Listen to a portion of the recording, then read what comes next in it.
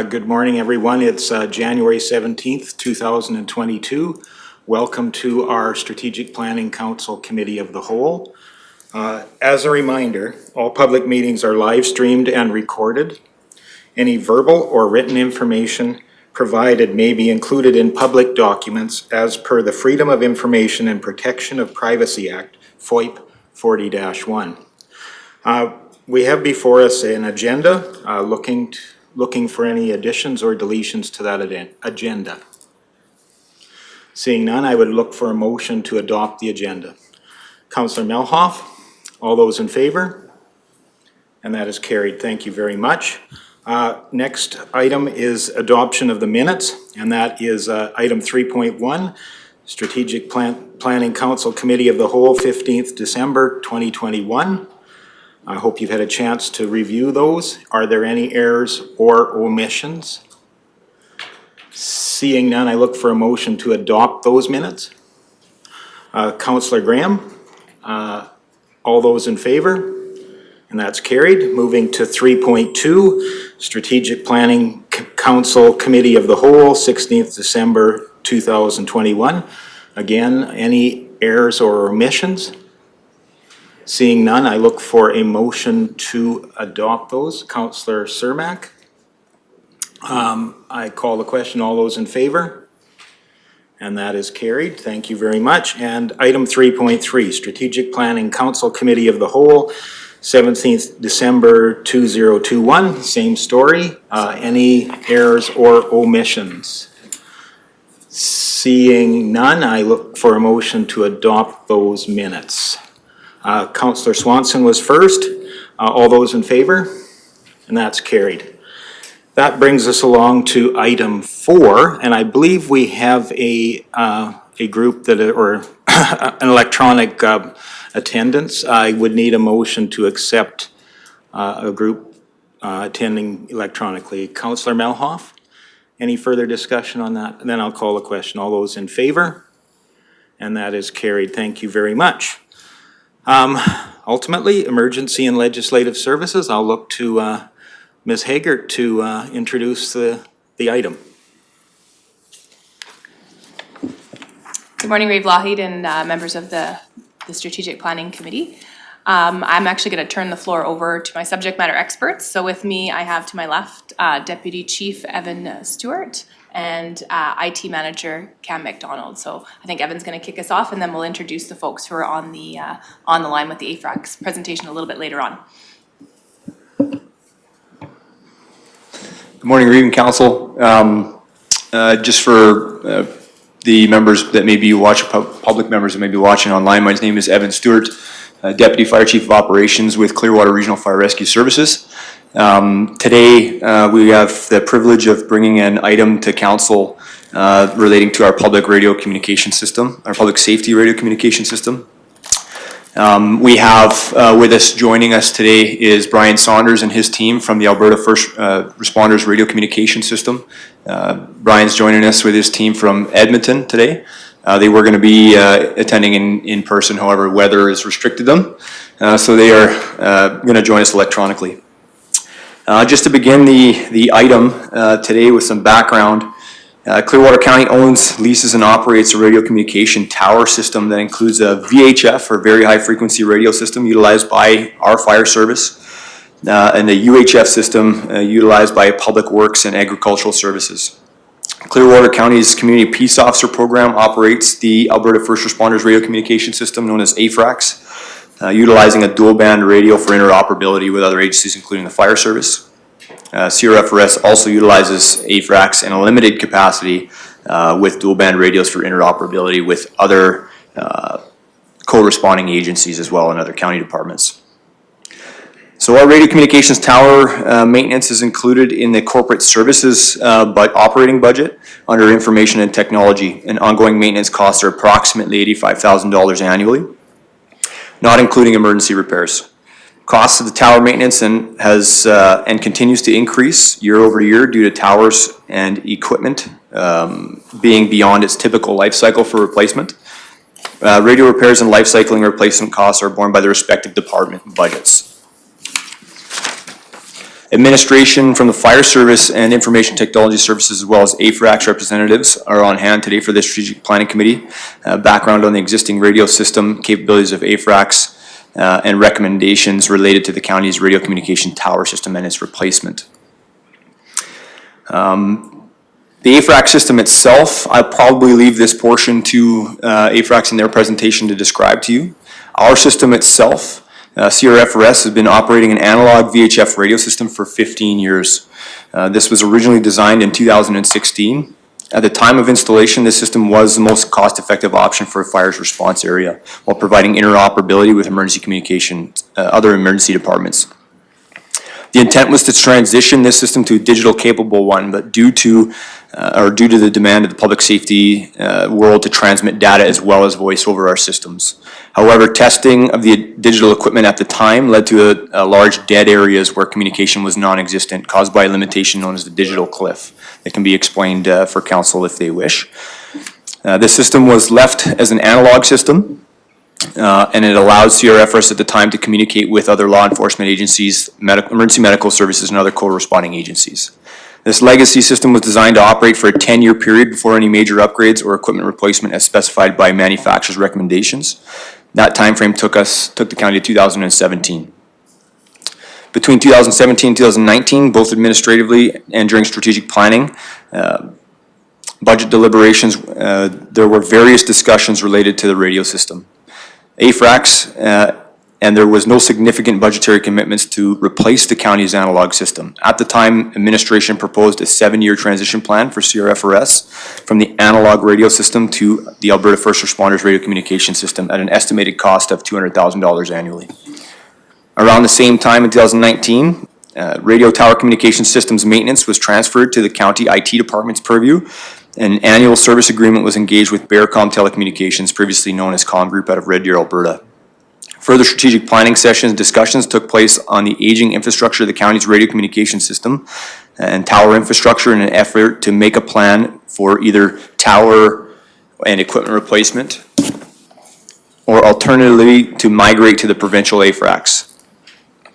A budget adjustment was made in July of 2019 for 3 CRFRS fire trucks, currently Engine 101, Tender 102, and Squad 313, in order to include the Alberta First Responders radio communication system during the new truck builds.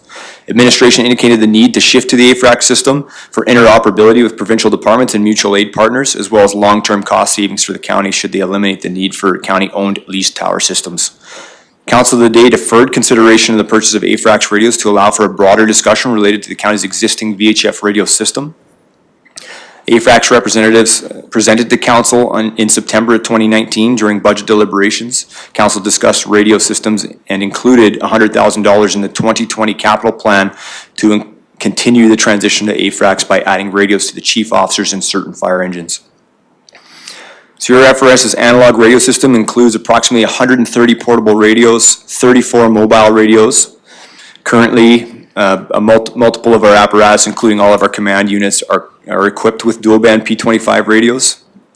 All new apparatus and trucks ordered and in production are slated to have these P25 radios installed in them, excluding 205 as a budget adjustment to allow for inclusion was denied by previous council. The slower transition to Afrax has been a product of the need for interoperability with other organizations, both provincial and local mutual aid partners, and previous council's decision to phase transition over time. CRFRS is already using Afrax in a limited capacity. We have our fleet mapping connection with dispatch already established. In 2017, Clearwater County has been successful at keeping, since 2017, my apologies, Clearwater County has been successful in keeping our outdated analog system functional. That being said, in the summer of 2021, CRFRS had a major communication system failure where emergency services saw a 72-hour down period of this legacy system. The down period was due to difficulty accessing the tower location and was difficulty acquiring parts due for the obsolete system, as repairs usually involve discontinued equipment and parts. As the legacy system is beyond life cycle, it has become increasingly difficult to maintain and no longer allows interoperability with corresponding agencies due to an Alberta-wide transition to this P25 Afrax system. Administration wishes to provide council with options to move forward with the next generation public radio safety or safety communication system within Clearwater County. Currently, CRFRS budgets approximately $60,000 annually for radio replacement, and IT services budget has allotted $85,000 for tower equipment and maintenance. That's approximately a total of around $145,000 annually. I think I'll break there for discussion, if there is any, and then we can get into options and a presentation by Afrax. Great, thank you very much. Any questions from council? Councillor Melhoff. Thank you, Reeve Lougheed. What will the backup system look like? I know we have backup systems now. If we transition fully over to Afrax, I know that EMS, who is already fully transitioned over to Afrax, has some significant downtime and no backup system when it does go down. Great question, Reeve, Councillor Melhoff. Our need for backup systems in our area, we're basically a product of our systems being integral to ourselves. The Alberta First Responders radio communication system is much more robust now. It is a mature radio system. There were concerns in its infancy where there were issues with downtime coverage, for an example. But this system is not new anymore. I would say it's a mature system. For an example, with our current system, if our link to dispatch being our one repeater, the limestone repeater, goes down, our entire radio communication system is down. With Afrax, if we lose a specific tower, they have the ability for the rest of the system to remain up and operable. There's also some other redundancies that I'm sure Brian can speak to into the system, but now that they have links between Edmonton and Calgary and multiple centers to control Afrax, they could essentially lose the fiber link to their system directly out of their Edmonton office, and the system could still operate integral for our own area. There may be some definitely some service downgrades, but that we would still have the ability to communicate locally. The other backup system that we currently operate is clearly line of sight radio communication. So Afrax does allow for simplex channels, and what that means is radio to radio non-repeated communication. So we would still be able to utilize that portion of the system. And also we use a computer-aided dispatching system called Active Alert now, which would be another way where we could receive dispatches. We currently utilize that, and then we could internally operate dispatching systems. I know that Brian will be able to speak to some more redundancies in this system. I don't see the need for CRFRS to operate a parallel system if we transition to Afrax. Thank you for that. Can I ask a follow-up? Yeah, absolutely. Awesome, thank you. Will we be continuing with like the satellite phones or move over to something like MSAT that does communicate with Afrax or something like that for our dead zones? Thank you again, Councilor Melhoff. Yes, we do operate a fleet of sat phones currently in the service. Those are always an option available, definitely to the responses that we have out in the West Country that may be challenging for radio communications. Our current radio system has multiple dead zones in those areas. Through testing that we've been able to determine is we actually have better coverage now with the VHF mountaintop repeater system. Some of the options that we have placed in front of council obviously address that with the dual band radios you'll see. We would still need VHF capabilities to speak to the Afrax mountaintop repeaters. There's 6 of them out west that are in our area that we could use. We have better coverage through testing with Afrax in the West Country than we do with our current system. A lot of our legacy dead zones are covered by this system. We would maintain the satellite phones for sure. Thank you. Any further questions? In the meantime, I would maybe have a question or two. Is the intent then to decommission the existing repeater system that we have now, or is it to let it live out its ultimate life till it fails, or just kind of seeing what the future of that system is? Thank you, Reeve. We would still, in the short term, depending on council's decision need to maintain the current system we have. Some of the options we have laid out in front of council are from 6 to 36 months to implement these system changes. So obviously in that short term, our current system would be, would need to operate, short to long term. The option recommended to council by administration would be a transition that would take that 6 to 9 months timeframe for the transition. Once we were to transition, operationally, the fire department would move completely off of that system, and I would, without putting Cam under the bus, that would become his system at that point to decommission how he sees fit. Great, and perhaps further to that, the existing portable radios that we have, can they be utilized in a training sense or in tactical type operations? Is there still some value in the investment we've had in that system that could be utilized over the next years? For the fire service, Reeve, operationally, of course, we would like to train with the equipment that we're using on the fire ground. Now, as an emergency management perspective, there is definitely a potential where some of these portable radios and mobile radios could potentially be retained by the county. There would obviously be an operating cost at potentially life cycling those radios or maintaining them if they break. But for larger scale emergency management, of course, I think that there could be a potential to maintain or hang on to some of those non-P25 radios.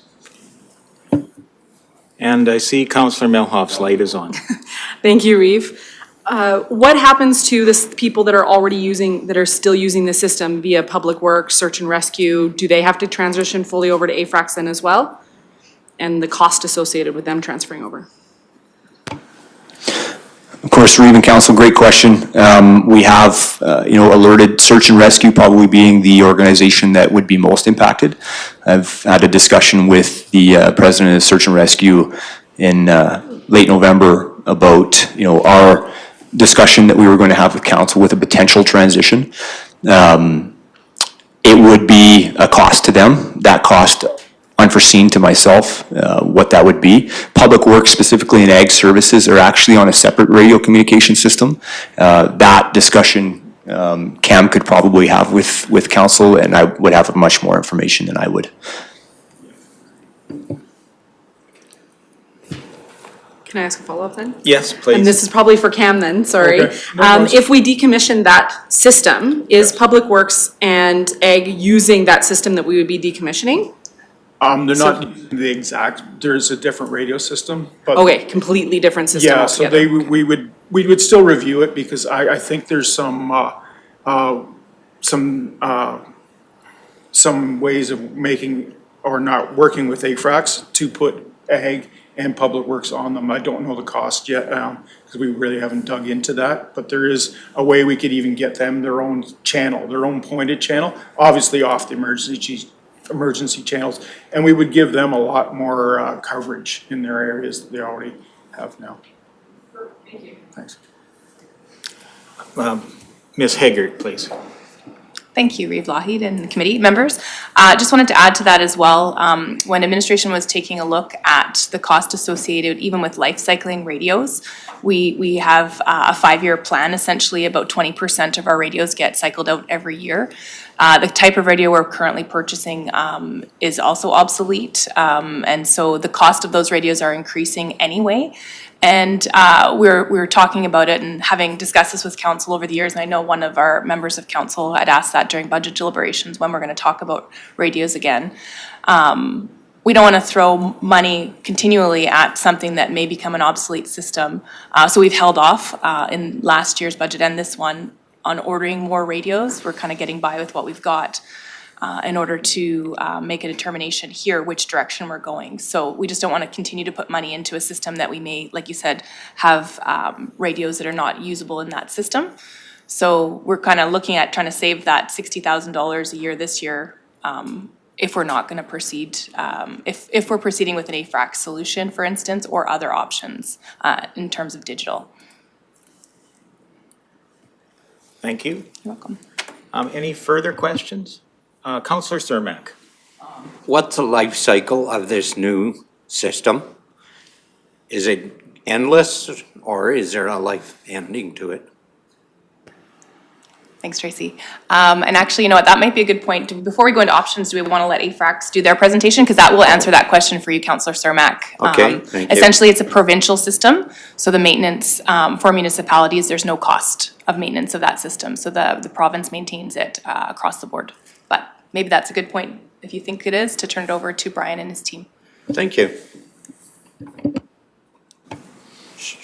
Sure, that would be terrific if the team is ready. I think it might be appropriate for us to have a round of introductions for our electronic guests this morning.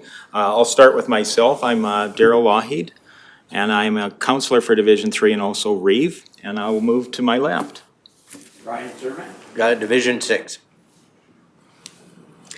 Michelle Swanson, Division 7. Good morning, Murray Hagan, Director of Corporate Services. Good morning, Christopher Reed, Chief Administrative Officer, Clearwater County. Good morning, I'm Christine Heggert, Director of Emergency and Legislative Services for Clearwater County. Good morning, Cam McDonald, Information Technology Manager. Evan Stewart, Deputy Chief Operations for Clearwater Regional Fire Rescue Services. Good morning, Jenny Melhoff, Councillor Division 1. Hello, Sydney Graham, Councillor for Division 2. Good morning, Jordan Northcott, Councillor for Division 4 and Deputy Reeve. Well, good morning, Mr. Saunders. Thank you for joining us, and thank you for the rest of the guests with you as well. I do see your face there, so I'll turn it over to you at first, and we'll go from there. Please go ahead. Good morning. Thank you very much for listening to our presentation this morning. You do have me at a distinct advantage because I can't see you, but you can see me. So if you have any questions or you have anything that you want to bring up, please feel free to interrupt because I can't see you if you've got your hand up in the air. So, like I said, my name is Brian Saunders. I'm with Business Relations with Afrax. I've actually been a GOA employee for a little better than 17 years, but only the last 3 with Afrax. So it's been a fairly big learning curve for me. Prior to that, I was with Justice for 14 years. I'm ex-military with Signals Intelligence, and I have worked with the 911 center at a police department. With me today, I also have Whitney Benoit and Jeff Reynolds. Whitney, if you could go ahead and introduce yourself, please.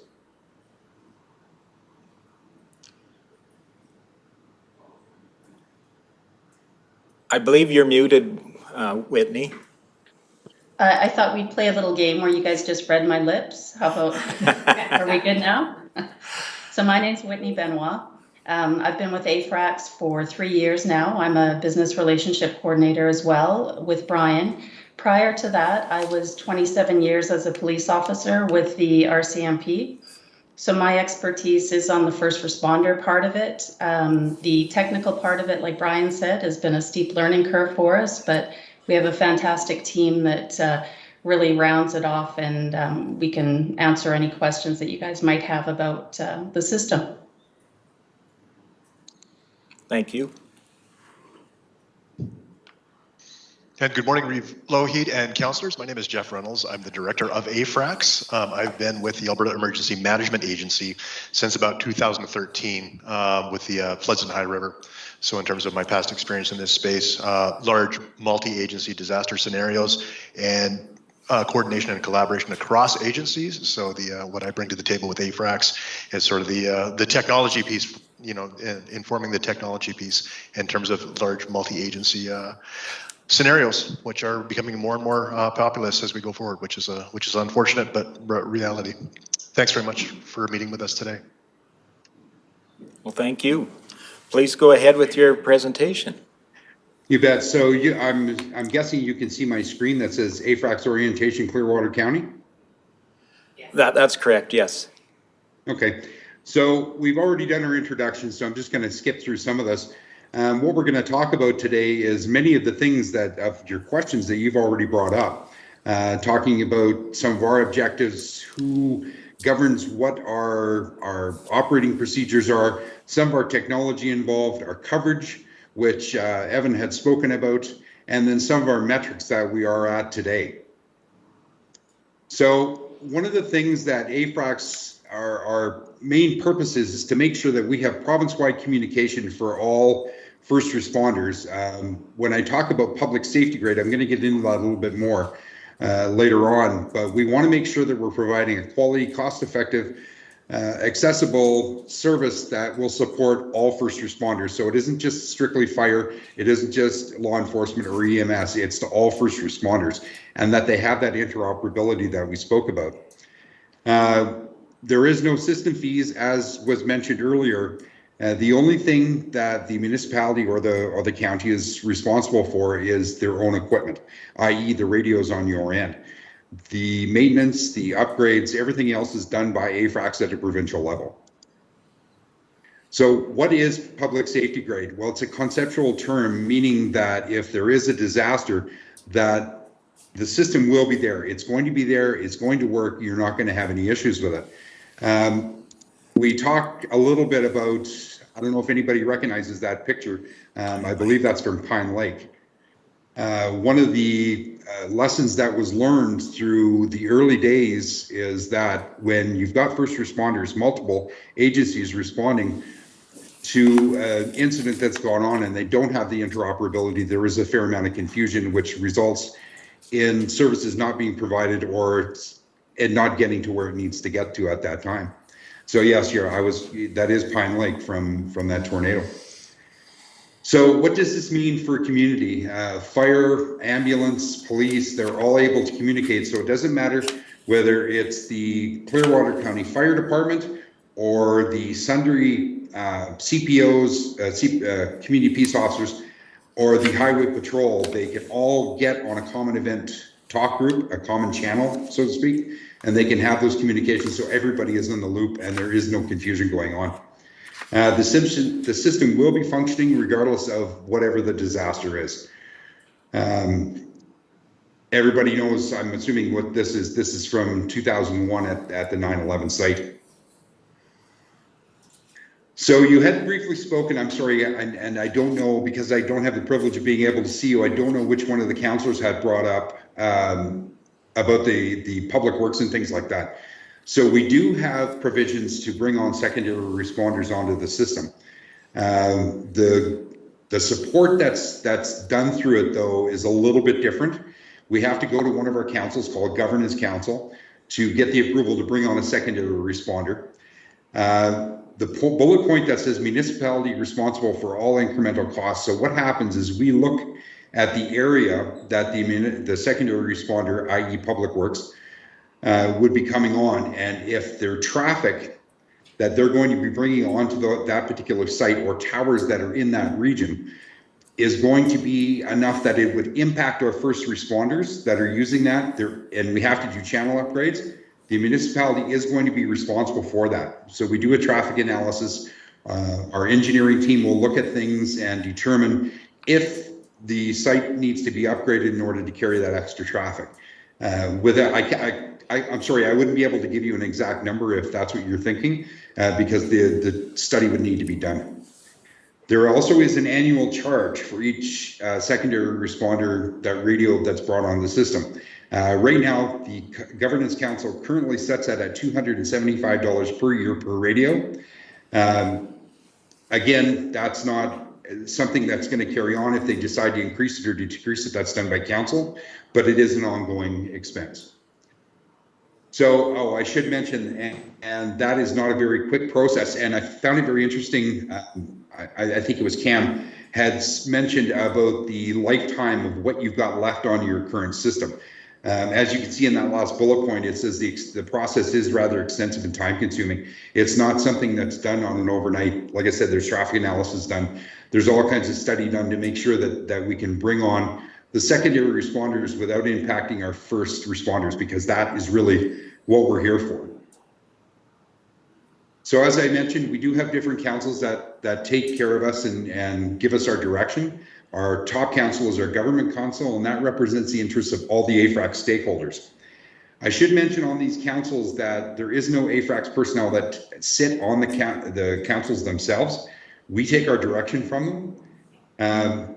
The governance council makes the decisions about what the accountability is, pardon me. They promote the use of Afrax, and it's comprised of representatives from Afrax agencies. We have the INS, the Interoperability and Standards Council. They provide recommendations to the Governance Council for the creation, adoption, and use of standards. So it's just to make sure that everybody's doing what they're supposed to be doing, and that everything stays online and where it's supposed to be going. And then our last one is our Service Council, and they represent the interests of all Afrax user agencies. So I've had this question in the past, is who actually sits on these councils? So we have a fire representative for large urban fire. We have a representative for small fire. We have representatives for law enforcement from various agencies, CPOs, RCMP.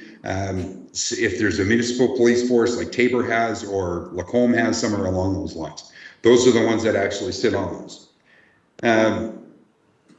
The part of the Service Council, though, is that they want to make sure that the operating policies and procedures are being adhered to. So there is no one body does not have priority over another one. So Clearwater County, whether you're on as the CPOs and fire, or just the fire, or just the CPOs, it carries the same amount of weight as, let's say, Lacombe Police. Everybody is treated the same.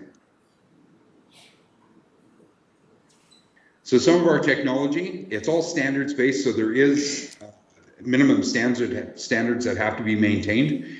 We do operate in the 700 megahertz frequency range, which is reserved for first responders in Canada. As mentioned earlier, there is VHF in some remote areas, those mountaintop repeaters they talked about. It is all digital. So everybody remembers back, and I'm sorry if I'm aging myself here, but everybody remembers back to the days of the handheld walkie-talkies, and you would be talking, you don't really get that with Afrax. It's either it works or it doesn't work. And it isn't all an IP trunk system, so it is all going through IP-based systems. This last bullet point I want to just touch on is we're not a system of systems. So we're not going to take an existing radio communication system that a municipality or county has and plug it into Afrax. Reason being is we don't know at that embarkation point where you plug in what's happening after that. So I know when I push my radio and I'm sending a message and I'm talking, I can tell on my system here at Afrax that my message was keyed in and it was sent. I can also tell the radio when it was received. The problem with another system being plugged in is at that point where it's plugged in, I can't tell what happens after that. And I don't know how being your system or a system being plugged in is going to affect Afrax as well. The reason being, one example in that case is we had a system plugged in, and a patch, let's call it, that we found out was knocking out some talk groups in another area on a dispatch console. We didn't know this, and once it was discovered, then we were able to fix it. But that's my point: is we don't know what's happening at that embarkation point. So some of the features available on Afrax is, of course, we're primarily a voice communication system. We do have encryption capabilities. I'm sorry, I don't remember if the Clearwater County CPO program has encryption or not, but it is available. And we do have some limited data that's available right now. Our coverage is partially based on 2007-2010 user requirements. So at that time, the province had told Harris Radio Systems, that's who built this, that they wanted to have 95% outdoor coverage on all primary and secondary roads, and 95% in 102 named communities, as well as in the major urban centers. There is some Afrax agencies that have in-building communication issues. There is solutions to those. So in a fire hall, for example, a large fire hall, you're surrounded by a lot of metal, wiring, everything else. Whitney, actually, when you talk about when you were posted in Black Falls, I thought that was a really good example, if you could just speak to that.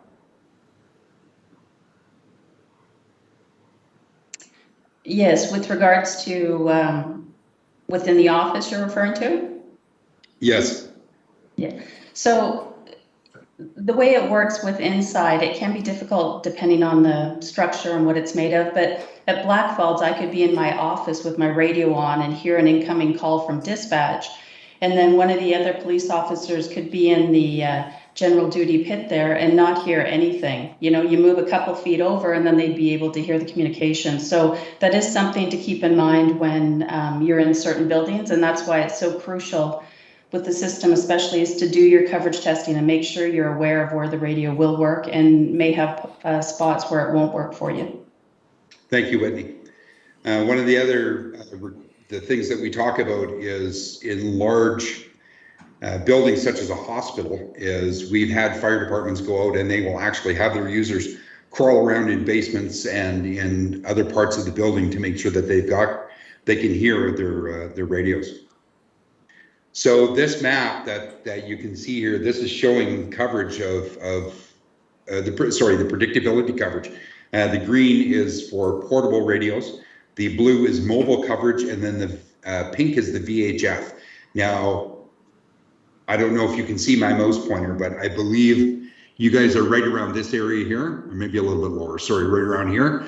So from the look at that predictability map, you may have some areas that are not, you would have to use dual band radios. And Evan had spoken about that earlier. But of course, there's no radio system that's ever going to be 100%. It's just not possible. Topography says it can't be. So that's why we encourage a lot that our users go and they test different radios so they know where their dead spots is. So if there is going to be an incident that goes out, that they have a backup contingency plan that they're going to go to at that point. So as of January 11th, the current AFRAX details. So we have 224 organizations on record now. An organization is somebody that's made contact with us and has made inquiries, but they don't necessarily become an agency. So of those 224, you'll notice that we have 164 agencies. An agency can be a number of different things. So we have municipalities, towns, cities, things like that. We have counties that come on as a group. We have multiple groups within a city. So you may have Clearwater County that comprises of the fire and the CPOs, or they could be separate, which you guys are in this case. The number of talk groups that we have provisioned on the system right now is just over 4,000, but we have the capability of 65,000, so we've got lots of room to grow. The number of radios that are currently on the system right now is 38,936. These are active programmed radios on the system. So here's what AFRAX brings to the table. We have province-wide infrastructure. And when we talk about that infrastructure, there's multiple redundancies built in. We have 2 communication systems, one in Edmonton, one in Calgary. So if one system goes down, let's say Edmonton drops out, we have massive power failures, whatever, it'll automatically switch over to the Calgary system. If both of them go down, we've got bigger problems to worry about than radios at that point. Each tower site also has redundancies built in. Most of them have shore power with generator backup. So if the main power goes out, the generators kick in. They've got propane backups as well. There's Havoc systems, everything else. At our system control center in Edmonton, it's monitored 24/7. So if there is any site that has an alarm go off, whether it be excessive heating or the propane gets low or whatever the case may be, we have somebody monitoring that to ensure that it gets rectified right away. So the business relationship part of it, that's what Whitney and I do. So it isn't just, here's what it is, good luck. We're there to help you migrate over, to get you through. And I know you're going to find this shocking, but government has paperwork involved. So this is what Whitney and I do, is we make sure that you transition over easily and it's as smooth as possible. We also provide technical administrator training, I should mention, at no cost. This is the TA, is somebody that provisions the radios, sets up your talk groups. If you decide that you're going to go with a encryption system, we do crypto officer training, all in-house. And as of December 2021, we have trained over 200 individuals to be able to do these kind of things. So we also have disaster and event support available. Some of the things that we've been involved in is the high-level fires, the Waterton fires, I mean, all the way down, going all the way back to 2016 when it became active at Fort McMurray. We have a couple of sites on wheels. There's going to be a picture, the next slide, that'll show one of them. They're a mobile site that we can tow anywhere. In fact, right before COVID, it would have been early March, I believe it was, of 2020. We were actually in Clearwater County for an exercise. Your former fire chief was the one that had organized it. We did communication setups with the military there. And we were able to patch them through so we could get everybody on the same communications network at the same time. We also have a radio cache of 400 radios. So if there is an incident and we have multiple agencies coming in for assistance that might not be on Afrax, we do have that so everybody can communicate on the network at the same time. So the site on wheels, that's it. You can see that picture. It's a fully mobile site. It's got a self-contained generator on it, does not need shore power, that it'll power itself. It's got an 85-foot mast. We've got the 2 units available in the province. And you'll notice that one of the bullet points is available for planned and unplanned incidents. So I often get the question of, well, what is a planned incident? Like that exercise I spoke about that we were there a couple of years back, that is a planned incident. So if you want to run something large scale and you need some support, give us a call. We'll be more than happy to come and help. So this is my contact information. I'm going to be sending this slideshow to Evan after we're done. So if anybody has any questions, our contact info is there. So I'd like to ask if anybody has any questions. I'd be more than happy to answer them at this point. Thank you very much, Mr. Saunders. I'm looking around the council chambers and I see Councillor Melhoff has her lights on. Do you have a question? Thank you, Reeve. You mentioned $275 per radio. I wasn't quite clear. Was that if we were bringing on a secondary system, or is that the $275 per radio for the primary system? No, there is no charges at all. There is no charges at all to the first responder network. The $275 would be for secondary responders only. Okay. And Councillor Cermak. I guess I left my light on, but can you tell us how long this system is good for? The life expectancy that we don't have to change? You bet. So it is fully funded by the province at this point. The current contract says the access agreement is good till 2032. That is the max that apparently the province could go to at that point. I don't see that for the amount of money that's been invested in this, to be honest with you, I cannot see this ever being a system where it's going to be taken offline. I guess Reeve Lougheed here. I would have a question kind of related to that. Like all things electronic and technological, there are advances that come along. And ultimately, at some point in time, a system becomes obsolete or obsolescent.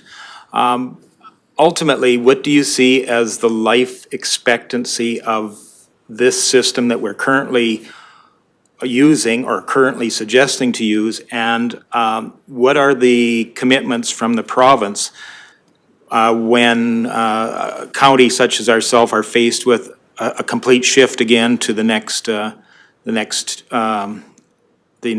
technology piece? I'm kind of looking for forward and reverse compatibility in whatever we choose.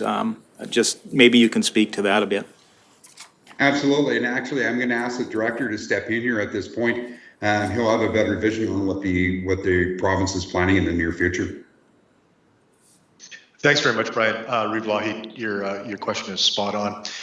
Brian had mentioned the current service agreements are signed in place to 2032, but it's incumbent on Afrax from a strategic planning perspective to constantly monitoring evolving technologies. What's coming down the pipe. The United States, not surprisingly, is well down the road on this. They've got a nationwide version of Afrax called FirstNet, and we track that pretty focusedly to see what they're doing. This right now, what we have as Afrax is a land mobile radio system. The next technology is going to be increasingly on cell when the demands are requiring for greater use of data. We are a voice primacy system, but as systems like next generation 911 come up, when citizens are phoning into their dispatch centers with very data rich capabilities, that needs to be able to get to first responders. So starting to evolve the network is part of AFRAC's strategic plan that we're working on right now. I underscore Brian's comments is that this isn't going away in terms of a provincial interoperable communications network, but what it looks like specifically is going to have to evolve for it to continue to be relevant. And a mantra of AFRAX is to make sure that we're working with our partners in lockstep, so nothing is by surprise. So we're keeping through the various councils that we've got going, reporting on emerging technologies and what sort of the long-term capital maintenance and renewal plans are for the network. Is that helpful, Reeve Lougheed? Yes, thank you. And I see Councillor Melhoff has a question as well. Thank you, Reeve. As you know, we're fairly remote, we're fairly rural, especially the further west you go. Will we have the ability to do some maintenance or some lower end maintenance, if you will, just because of how remote we are? Because deploying you guys from Edmonton or Calgary to come out and do our maintenance if our system is down can make it even down for an even more extended period of time.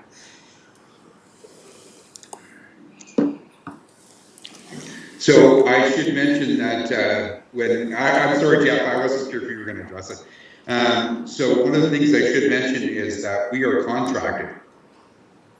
We have contracts out with mostly Alberta Agriculture and Forestry that takes care of our maintenance on our sites. Whitney and I actually don't go out and climb towers. I know that's hard to believe, but we don't go and do the maintenance as well. So we have multiple contracts with various organizations throughout the province. So our dispatch time is very, very quick when we do have encounter an issue. And perhaps to underscore that, Brian had mentioned the system control center that's monitored 24/7, and we have duty managers on all the time. And depending on the severity of an outage, we can roll a repair resource within hours.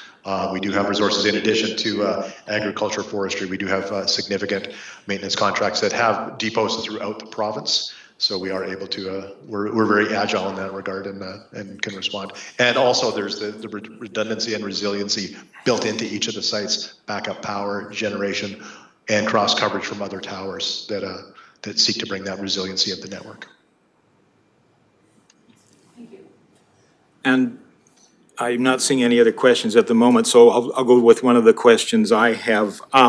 Speaking to that redundancy, maybe you can let us know that I guess a number of years back, a big concern was the potential for a disruptive event or even a terrorist event to intercept or I guess, create some disruption in those services provided by a radio system. Can you maybe speak to the redundancy that we have within the system and how that would support us in an unplanned event such as a major disaster or act of war or terrorism or something along that line?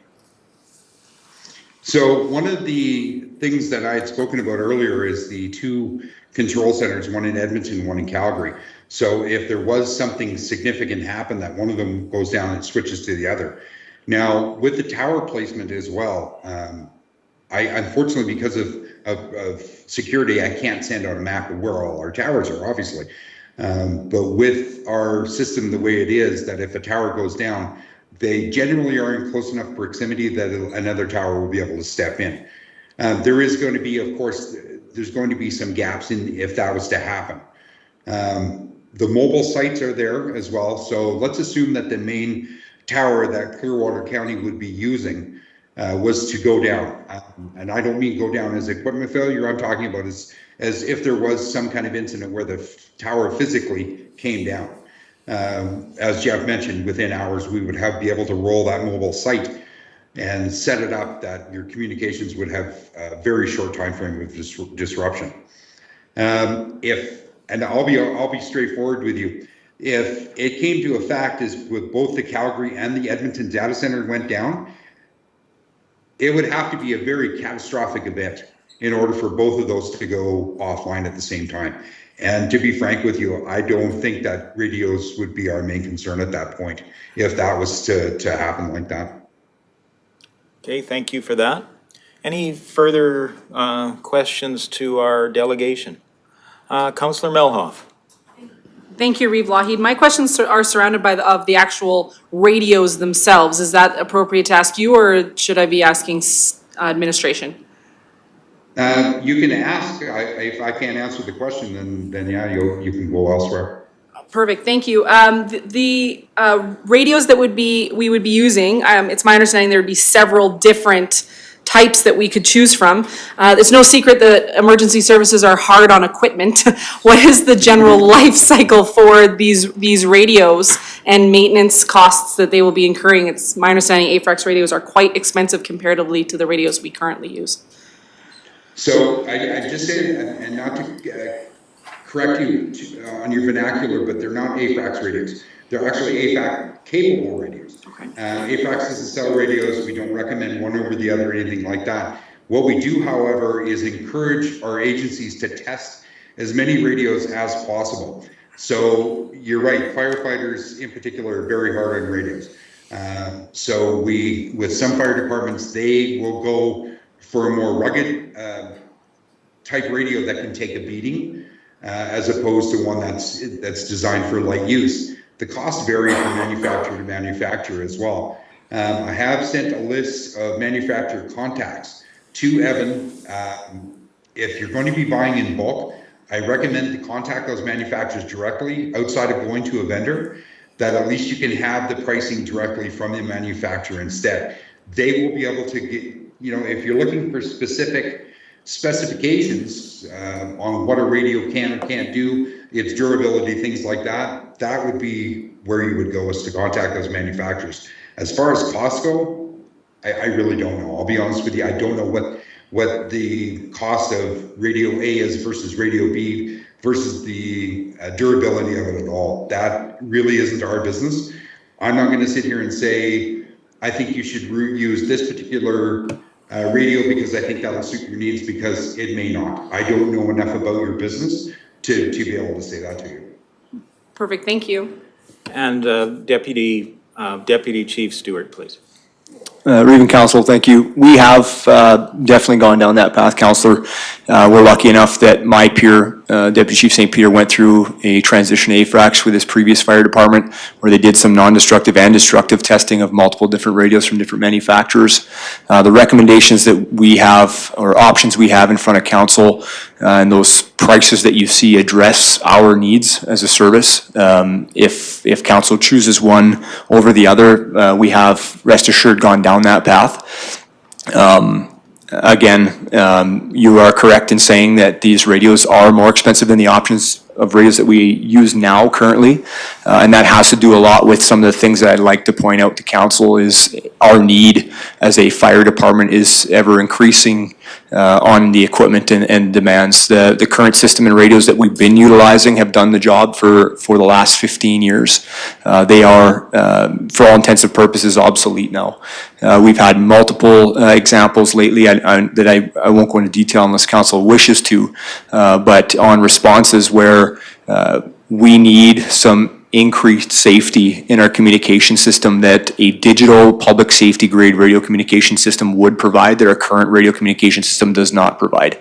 And that's safety for the public we're responding to, and more importantly, safety for the firefighters themselves. And some of that stuff that we don't currently have that we would in a digital system would be busy signal beeps. We don't have that now. We run the risk now that has happened where our firefighters believe that they're being heard by dispatch, but at the same time dispatch is on the radio, and the only thing that everybody else is hearing is the dispatcher and not the person that's in the emergency situation or having that life safety issue on an emergency scene.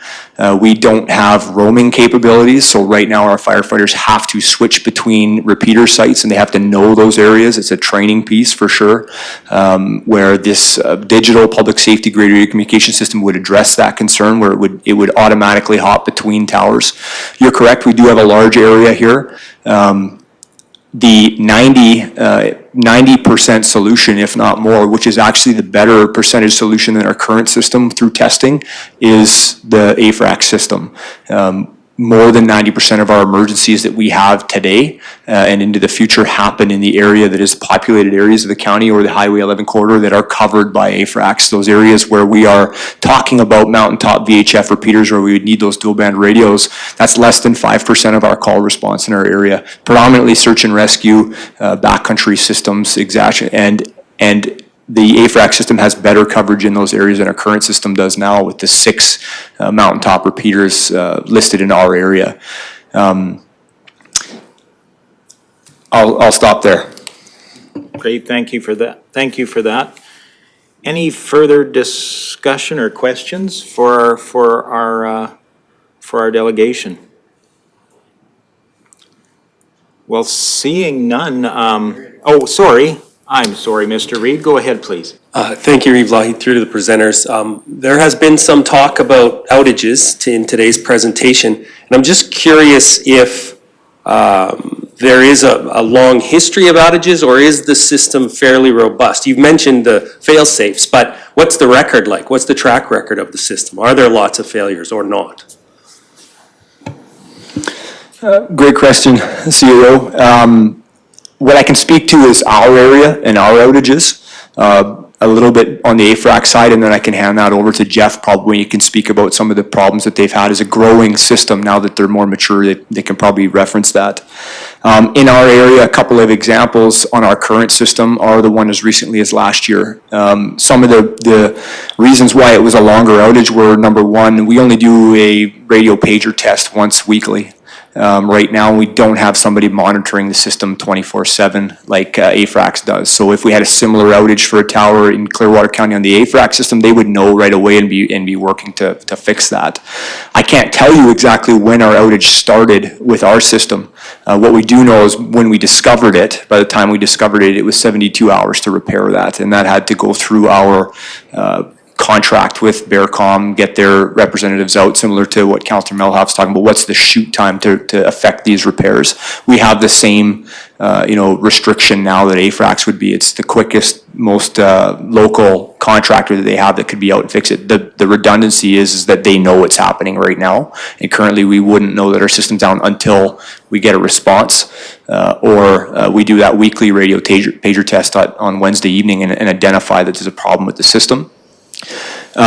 We did recently have a couple of events to speak to where we have fiber cuts either east or south or north of us, and we can say that the last system problem that we had here, where we had major cell phone outages due to these fiber cuts, the local Afrax system was operating as intended. So it would have still operated during that outage. It was still working here locally. We did actually ask, because we do, again, remember that fire has an Afrax component now. All of our chief officers run these specific radios here. These are the dual band P25 public safety radios that we talk about. We have the ability to be on our old system and the P25 Afrax system on these radios, and we use them now quite frequently. Our command vehicles have them in there, and to this day we haven't had an outage, but we aren't using them day to day like we're recommending to transition to with council. And then I'll leave it to Jeff to talk about Afrax itself, and maybe at the greater provincial level on problems that you've seen in the past that you guys have addressed. Happy to, and maybe I could just kind of preface it with the performance metrics that we hold ourselves to on our tower sites. Is we strive for 99.9% uptime on all our sites, and Brian had mentioned for the two major switching channels in Calgary and Edmonton, and we hold that to a 99.99% uptime, and we're getting that most of the time. Some things that will compromise is a major event on maybe a smaller site. Say if there's a motor vehicle accident in an area that only has like a 2-channel site, sometimes those might drop below the 99.9.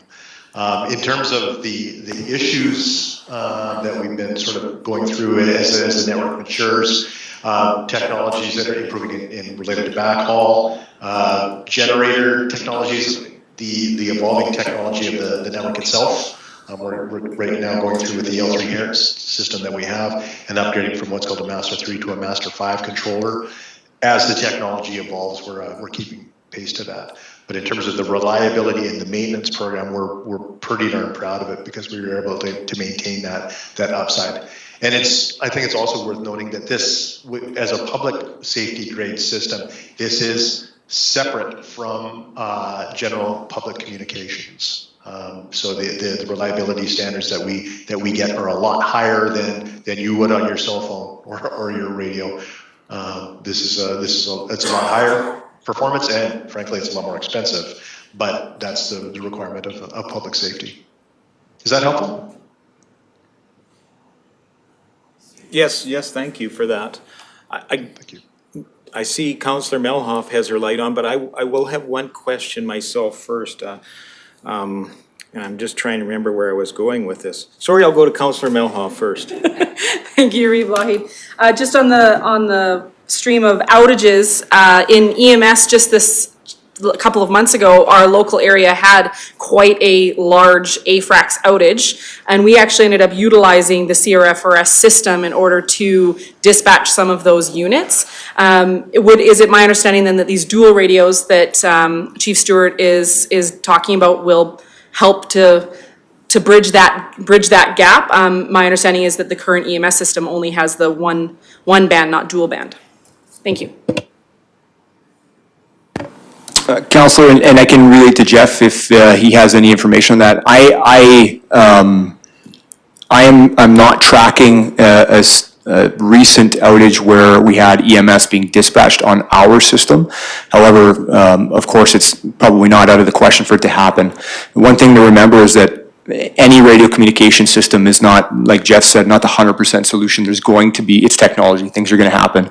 But if we can find that 80 to 90% solution for our call response, that's what we're shooting for at the end of the day. The differences here that I wanted to hit on is that this is a public safety grade radio communication system. The one we're currently operating is not.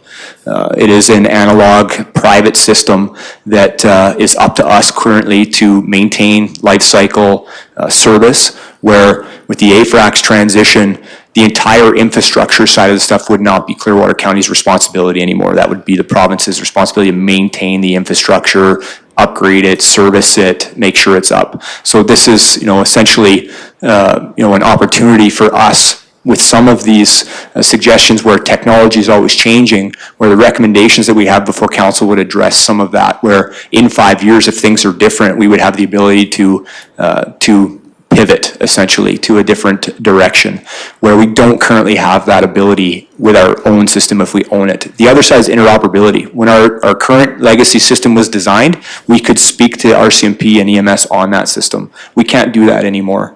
So all RCMP resources, all EMS resources, most of our mutual aid fire departments, to include Mountain View County and Sundre with an automatic aid agreement that we have with them, the Red Deer County, multiple, I could list quite a few.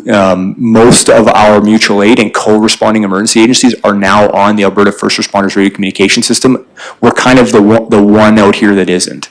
And if we were to continue down the path of maintaining our own system, it would put us on an island essentially. And we would always have that interoperability difficulty or restriction when we're working on emergency scenes. One of the big benefits of that transition again is regaining that interoperability down to the unit level, right? We have that ability now with the chief officers, but the lieutenant or the captain that's sitting on the right seat of a fire engine on every call we go on does not have that ability right now, right? And chief officers, basically, our guys and girls are very capable, so we don't go to every emergency scene. It's only the large major ones where we're there, where we bring that capability in the apparatus that we're bringing in our portable radios. We'd like them to have that ability down to their level.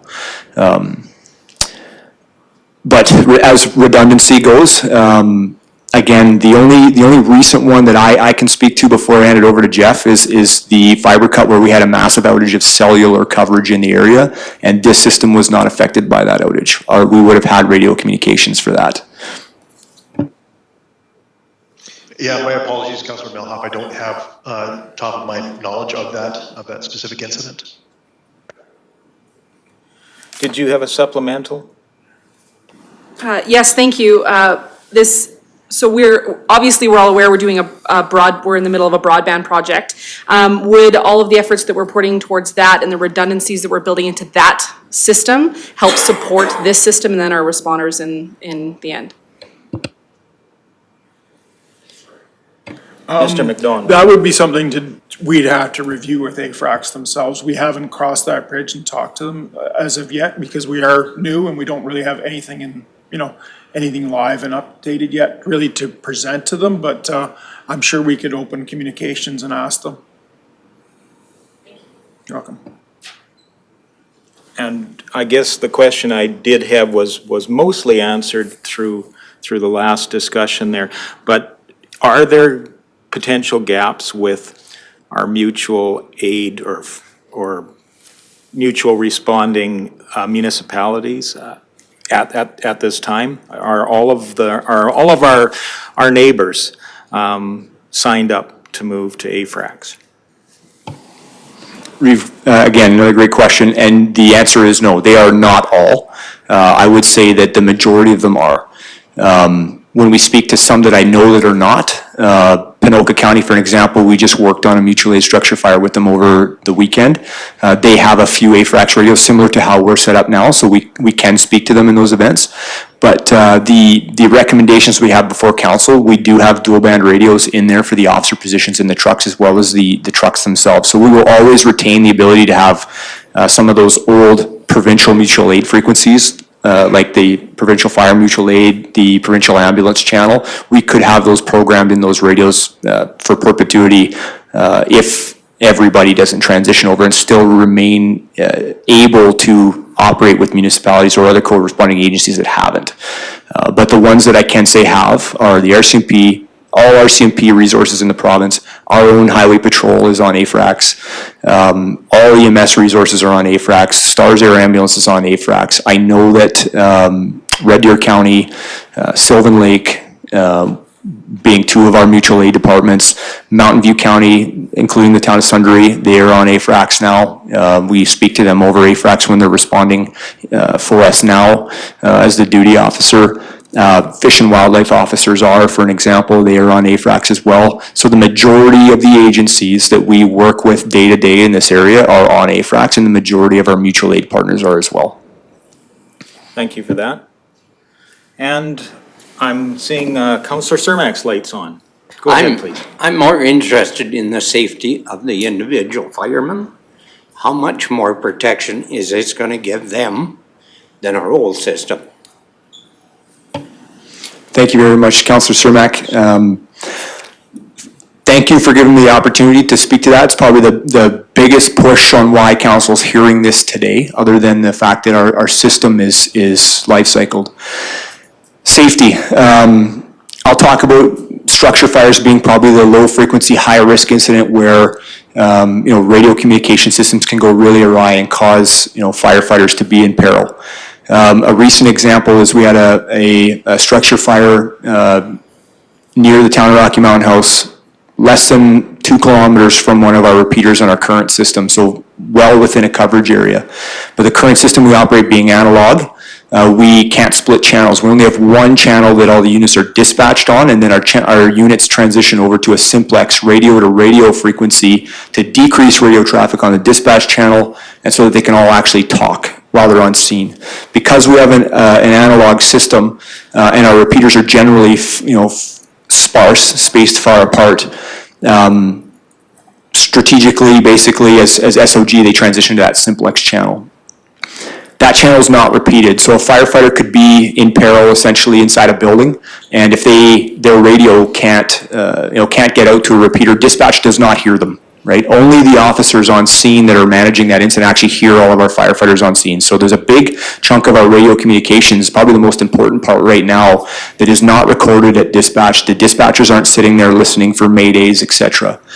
What Afrax would allow us to do essentially is be dispatched on a repeated channel and then operate on that emergency on its own repeated channel. Every emergency would be assigned its own frequency in the way that we envision it being designed. currently with the channel set that we have. So every firefighter would be able to reach dispatch. All those frequencies would be repeated. I can have another example where we had a motor vehicle collision out the Sunchild Road Highway 11 intersection, where generally our firefighters' portable radios will not reach the repeater at that location. It's in the middle of 3 separate repeaters. They have to be sitting in the truck to actually call dispatch for more resources or tell anybody else that something poor has happened. I was on that emergency standing on the road with this Afrax portable and had 100% coverage back to dispatch. It's a big step in safety and communication where they don't have to run back to their fire apparatus, get in the truck, get on the mobile radio to reach the repeater. They have the ability with their portable in 80% to 90% of our area now to do that. Also, the digital system brings things like that busy signal beep I was talking about, firefighter down buttons. We can program these radios so that we know when they're speaking to us, it pops up on the screen that, well, this is a firefighter that was assigned to engine 601 or engine 101. We can't do that. There's no data on our current analog system. Multiple other reasons too. A lot of the radios that are addressed in these recommendations to council are public safety grade radios, like the ones we currently have are not. So better mics, the cable between the mics to the radio are to a different standard, better receiving and transmitting standards. We're talking about making sure that our new radios in whatever system is are intrinsically safe, so our firefighters can actually enter a hazardous environment with an explosion risk and the radio not be the reason why that explosion happens. Right now, the radios they have are not intrinsically safe and they can't take them into an environment like one with an explosive atmosphere, for example. Right now we would leave those radios out of that atmosphere and they would go in without them. Right, so this new system and the new radios we're talking about would be intrinsically safe to an IP76 standard, essentially. So there's quite a bit of increased safety allowable if we were to transition to Afrax, and then also purchase the appropriate radios to utilize on that system. Thank you for that. I see Councillor Melhoff's light is on as well, but I might just make a comment around this. After 30 plus years of wearing one of those radios, it's taken me 4 years here serving on council to be able to walk straight again after not having that on my hip. So I can understand sitting at this side how councils quite often choose the Fisher Price version of radios as opposed to those professional grades. So I want to make sure that when council's considering that, we do understand that it is ultimately the safety of our firefighters that we look towards. And I'll go to Councillor Melhoff. Thank you, Reeve Lougheed, and I couldn't agree more. I'll have the radio on my hip as well. I couldn't agree more. My question is involving dispatch. Does Red Deer, because we're currently dispatched out of Red Deer, have the capability to take us on as a full Afrax system, or will they have to upgrade their system, or will we have to transition to a different dispatching center? Yes, Councilor Reeve, Red Deer Emergency Communication Center already dispatches multiple Afrax agencies. They are completely Afrax capable, and I'll add that we are actually already online with Afrax as it speaks now. Our system, we have the fleet mapping done, which means we have channels assigned. We have an agency representative, which is through Bearcom Communications. Our Afrax channels are actually already programmed into dispatch as a backup backend. When our failure happened last summer where our system was down for 72 hours, we actually operated on the Afrax system. We put an emergency management resource that we have here. We put Afrax radios in the front seat, just portables of our fire engines, so that at least they had the ability to go to a medical call, go to a structure fire, and still speak to dispatch. We used our legacy system, just the portable radios themselves, line of sight on our tactical channels to achieve stuff on scene, but we still had a link back to dispatch. So the short answer is yes, they are already capable and they're already dispatching. They could dispatch us tomorrow that way. I shouldn't say that. They could dispatch us in about 6 months' time. But we already utilize the Afrax system with our current dispatching center and our current dispatching agreement. Perfect. Thank you. Thank you. Any further questions? I would have one more myself.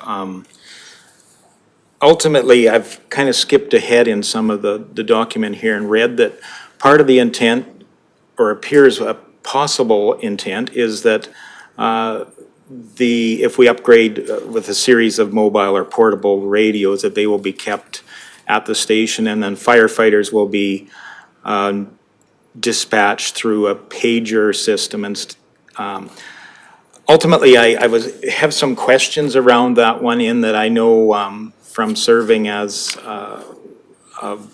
an officer level within the fire service, that I know that some decisions and some communication is very valuable in those moments leading up to the time you actually get to the station. As well as I know when you are getting prepared, putting your protective gear on, that quite often there are decisions to be made at that point. I just kind of question the idea of keeping the radios at the station as opposed to having the responding firefighters have those with them and being able to utilize that system for a few minutes longer, hopefully. Just maybe you can speak to that a little bit. Of course, Reeve. The recommendations that we've put together for council address, or I should say, definitely relate to going back to our members utilizing a pager system. Some of the intent behind that was the cost of these radios and some operational concerns that our members and us have addressed worked through over the last 15 years. As you can imagine, when our members have the radios on their hip and they're on, battery life is a concern, right? So if we get a dispatch at 8 p.m. at night, or probably worse, it'd be about 5:30, when our members have had their radios on their hips all day, from the time they got up, they went to work, and they're on their way home and a call comes in. We have a lot of times where firefighters and officers are getting on scene and their radios are dead and they're beeping, and we're on a multi-hour operation and we're having an issue with people with dead radios. Having the radios in the station always on the chargers with spare radios is a way where we can address that specific concern. When they come into the hall and they go on a call, the radio is always there, it's always fully charged out the gate, ready to rock and roll. Another reason for the paging system is us attempting to be fiscally responsible. The pagers are around $700 for a rough estimate, whereas some of these dual band radios, the one on my hip, for an example, today is $11,000. So there's quite a price difference, right? So having a $700 pager on your hip when you're working at West Fraser LVL or when you're running heavy equipment, etc., versus a $9,000 to $11,000 radio, that was one of the reasons why we looked at transitioning that way, with respect to making sure we were attempting to be as fiscally responsible as possible while meeting our operational needs. There is, of course, the ability with some of the recommendations we've given to still allow officers to carry radios at different rank levels depending on what's going on. If that makes sense operationally, we could still do that. However, if we talk about going a system where we're going to be, staying with all of our firefighters having radios on their hip, there would be an increased cost to the numbers that we've given council today. Thank you for that. And Councillor Melhoff. Thank you, Reeve. If we're switching over to pagers, that feels like a step backwards, just because I remember we used to have pagers. So going back to pagers feels like a step backwards. And that would that not just be duplicating the active 911 system that we currently operate using people's phones? Thank you, Councillor, and Councillor through Reeve. In my opinion, it's not duplicating, and for two reasons. Active Alert or Active 911 that we use as a computer-aided dispatching system is a third-party software that operates on cellular network or Wi-Fi network data. So if the cellular network or the Wi-Fi data essentially is non-existent, Active Alert does not work for the dispatching side. It still works for, situation, location, pre-planning stuff that we have in that system, but we wouldn't be able to be dispatched on that. You're right, currently, arguably 95 to 99% of our dispatches come through Active 911 because the cellular system is operating and it's working. The pagers themselves that we're speaking to in these are digital P25 voice pagers. So when the firefighters would be still dispatched on the Afrax system with that pager, and they would still hear voice. So it's a little bit more technologically advanced than the pagers that we're all used to in previous departments or previous uses. Not just an analog paging system that's coming through. It's P25, it's digital, it's a voice page, so they would hear the dispatcher and the information that's coming across. Essentially, more to be told on that. There is some that allow for an example for an officer to acknowledge the page, and then that channel on the pager closes, or just a button that acknowledges that page to dispatch, so the dispatch understands that they're coming. But it is not a radio, and that allows us to not have an $11,000 radio on everybody's hip every day, essentially. And just to, for example, these budgetary numbers in front of council, the intent would be that there's about a $4,000 to $5,000 option for the majority of these radios with the public safety. They're still public safety grade, but with intrinsically safe batteries and mics would be the majority of these radios, about 73. And then at least the officers in the service or the officer riding positions in the trucks would have dual band portable radios for that, 5% of calls that we need to operate in the area that's not covered by the 700 megahertz side of Afrax. And those mountaintop repeaters come into play.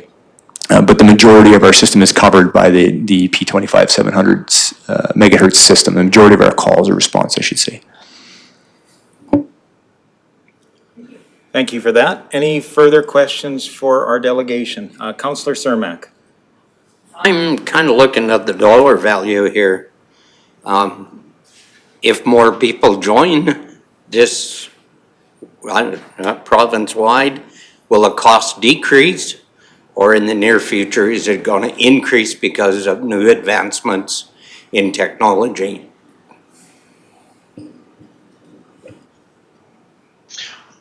I can speak to that. Going in the future, it's likely that there will start to be a cost increase as technologies evolve. At the current state, first responder agencies are not charged anything for Afrax usage. But just to be frank, in terms of the longer term, financial sustainability of the Afrax network going forward, it probably will be an item for discussion. We haven't received any direction as yet to start charging agencies, but in terms of the funding model going forward, as technologies evolve and as greater capability is requested, it's likely to be a topic of discussion.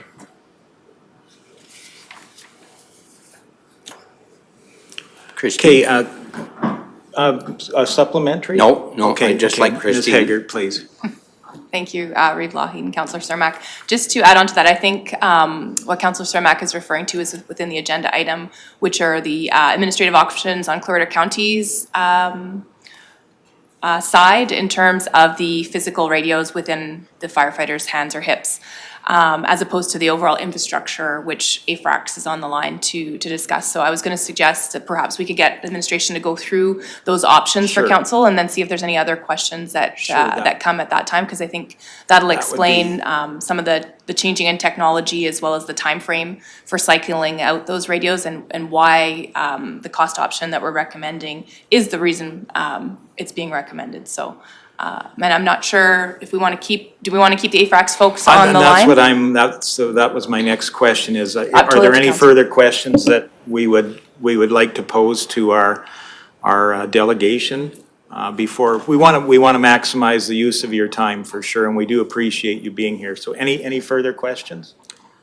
The only thing I got to comment on is that you need to look at the safety of the people. Thank you for that. That's a concern to me. And the dollars are too. Thanks. Absolutely. So if we don't have any further questions for our delegation, we can thank them very much for their presentation. Is there anything you'd like to add in closing?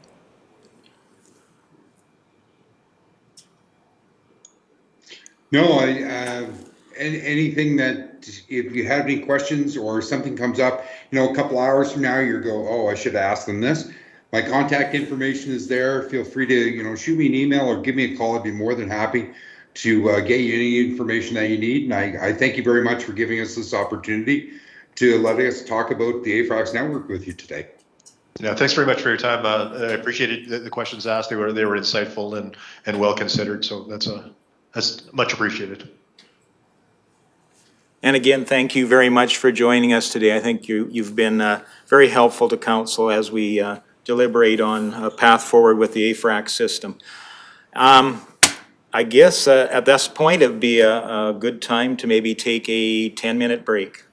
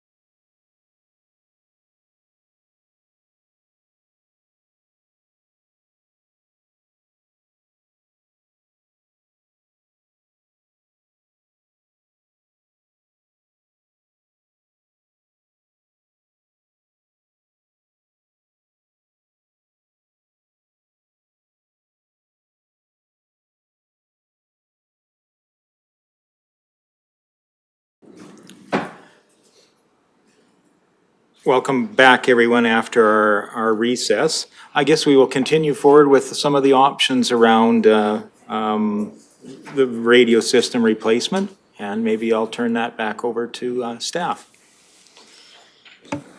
For sure. Thank you, Reeve and Council. I'll just go back to the first page of the agenda item for an example for the staff recommendation to start, and then I can list some of the options that we've put before Council with some modularity to those as well. So the staff recommendation is that the Strategic Planning Committee discuss Clearwater County's aging radio infrastructure, review options related to the radio system replacement, and provide direction to administration in preparation for a 10-year capital plan, 2023 to 2031, or alternately a 2022 capital budget adjustment. The options that we have for council today are listed in as three separate options. However, we have option 1A and option 1B and then option 2. Obviously with some modularity between those. The first option we have before council, option 1A, is a transition to the Alberta First Responders radio communication system in the form of an operating lease for the equipment. This option provides interoperability with mutual aid and corresponding agencies, is the most effective, cost-effective option in the long term. There's no maintenance requirements for the infrastructure on Clearwater County, as well as some of that equipment in the lease itself being warrantied. Communications equipment is cycled at the term of the lease and under warranty during the lease. So for an example, after the 5-year term of this operating lease, we would not be the owners of that equipment. We could basically give that equipment back to the proponent lease company, or leaseholder I should say, and then sign another lease or look at a different option going forward.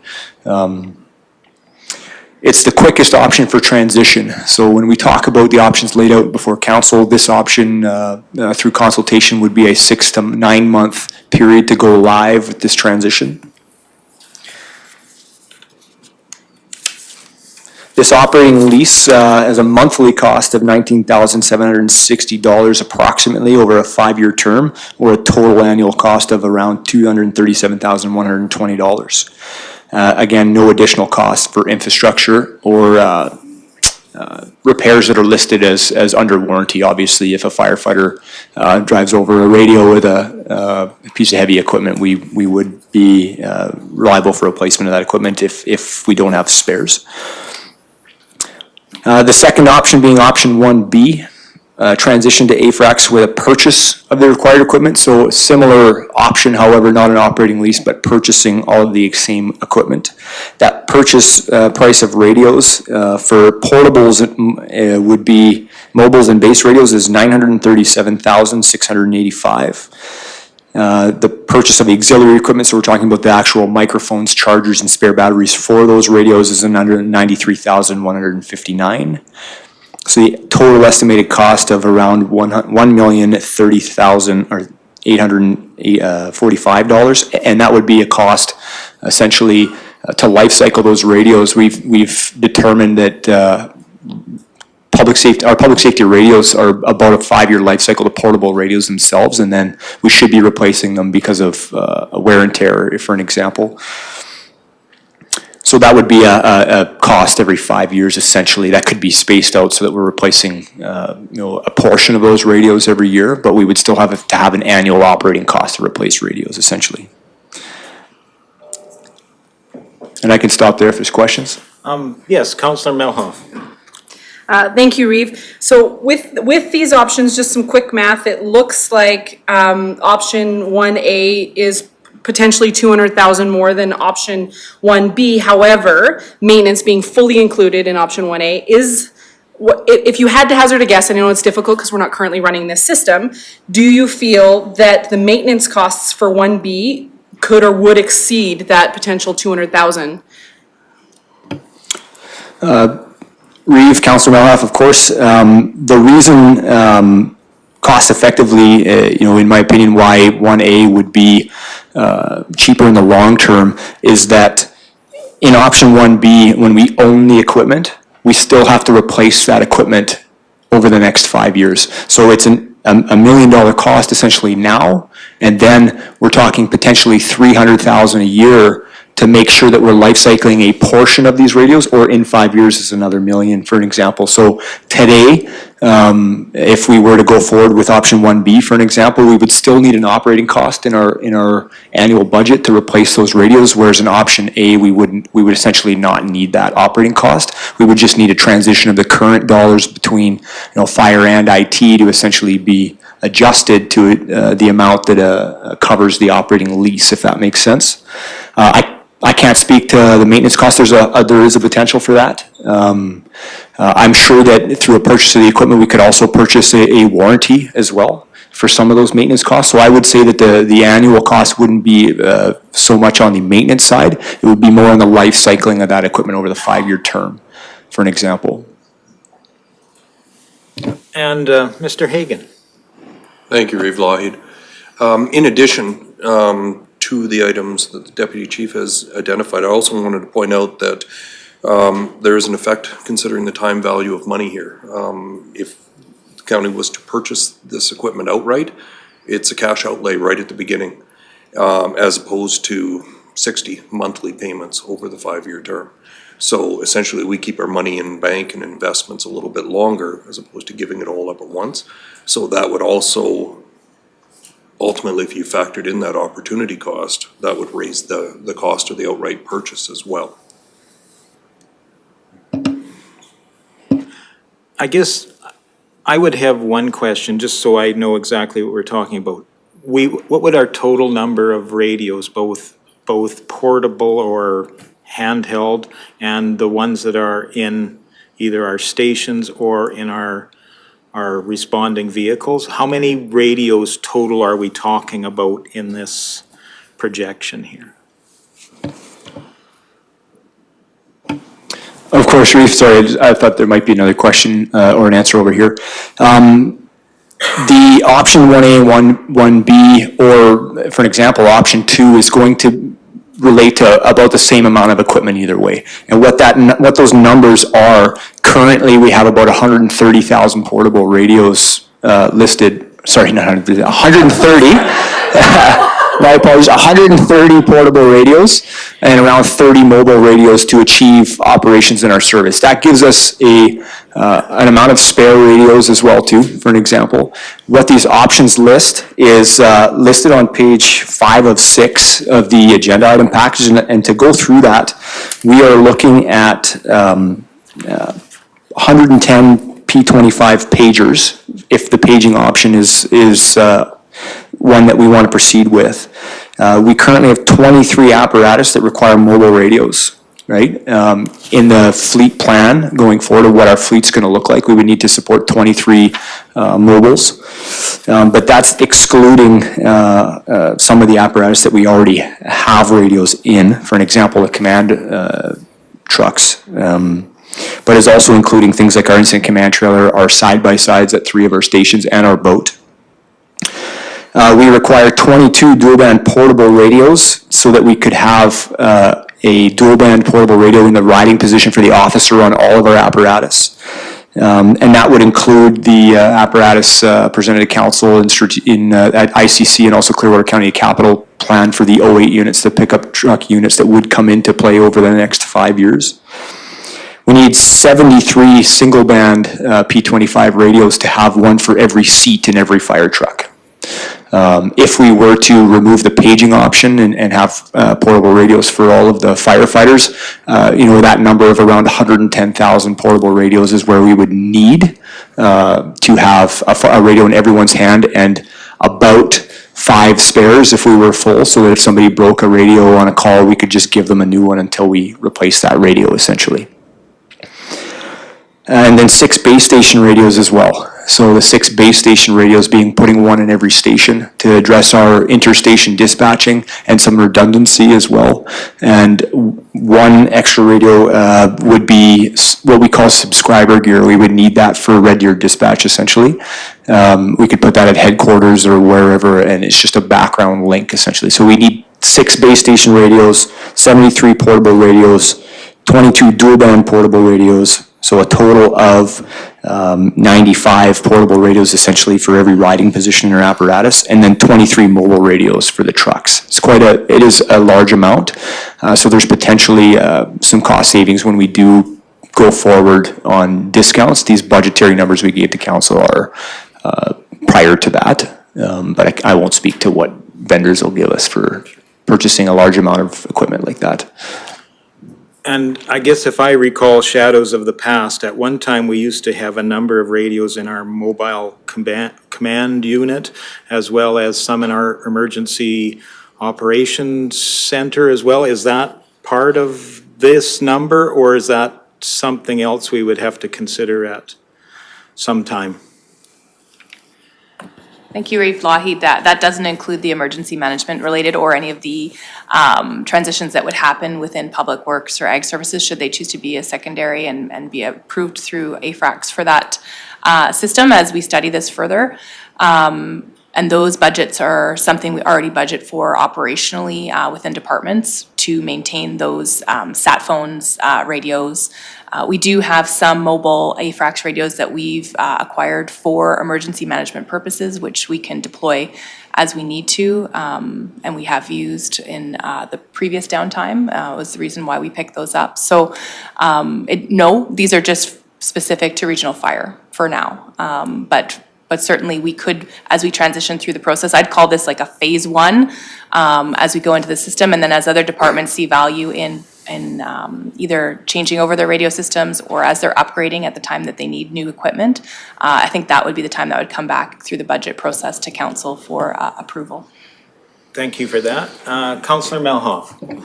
Thank you, Reeve Lougheed. So if we were to put a radio in the hand of every firefighter rather than a pager, am I to understand that we would then, instead of the 73, we would need 40 to 50 more and then none of the cost of the pagers?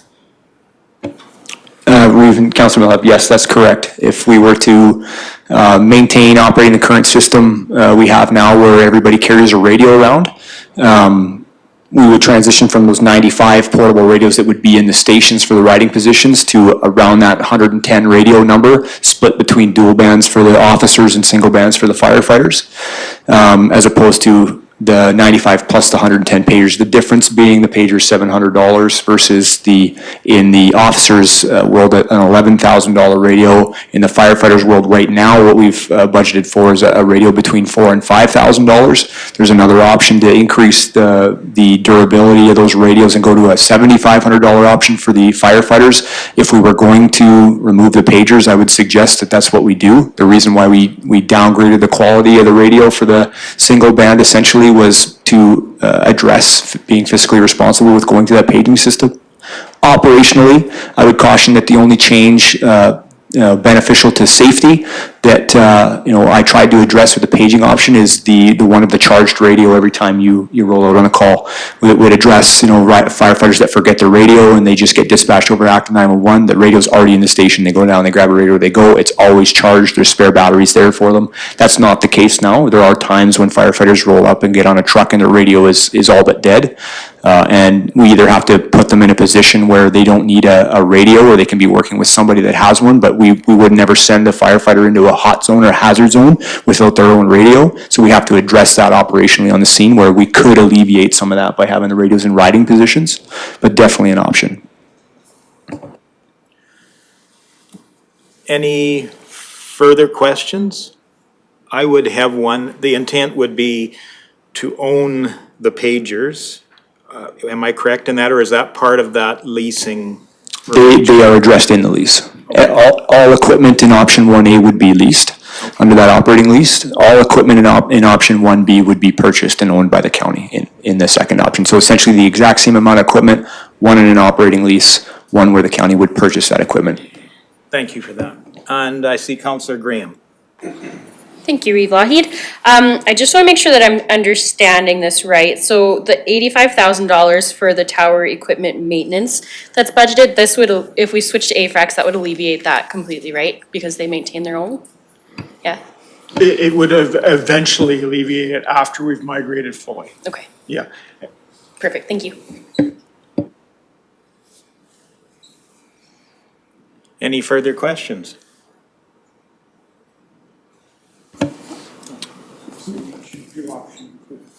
Of course, yeah. So moving on would be option 2. What we've addressed to give council some options when they're making their decisions essentially is an option that is not one where we would transition to Afrax.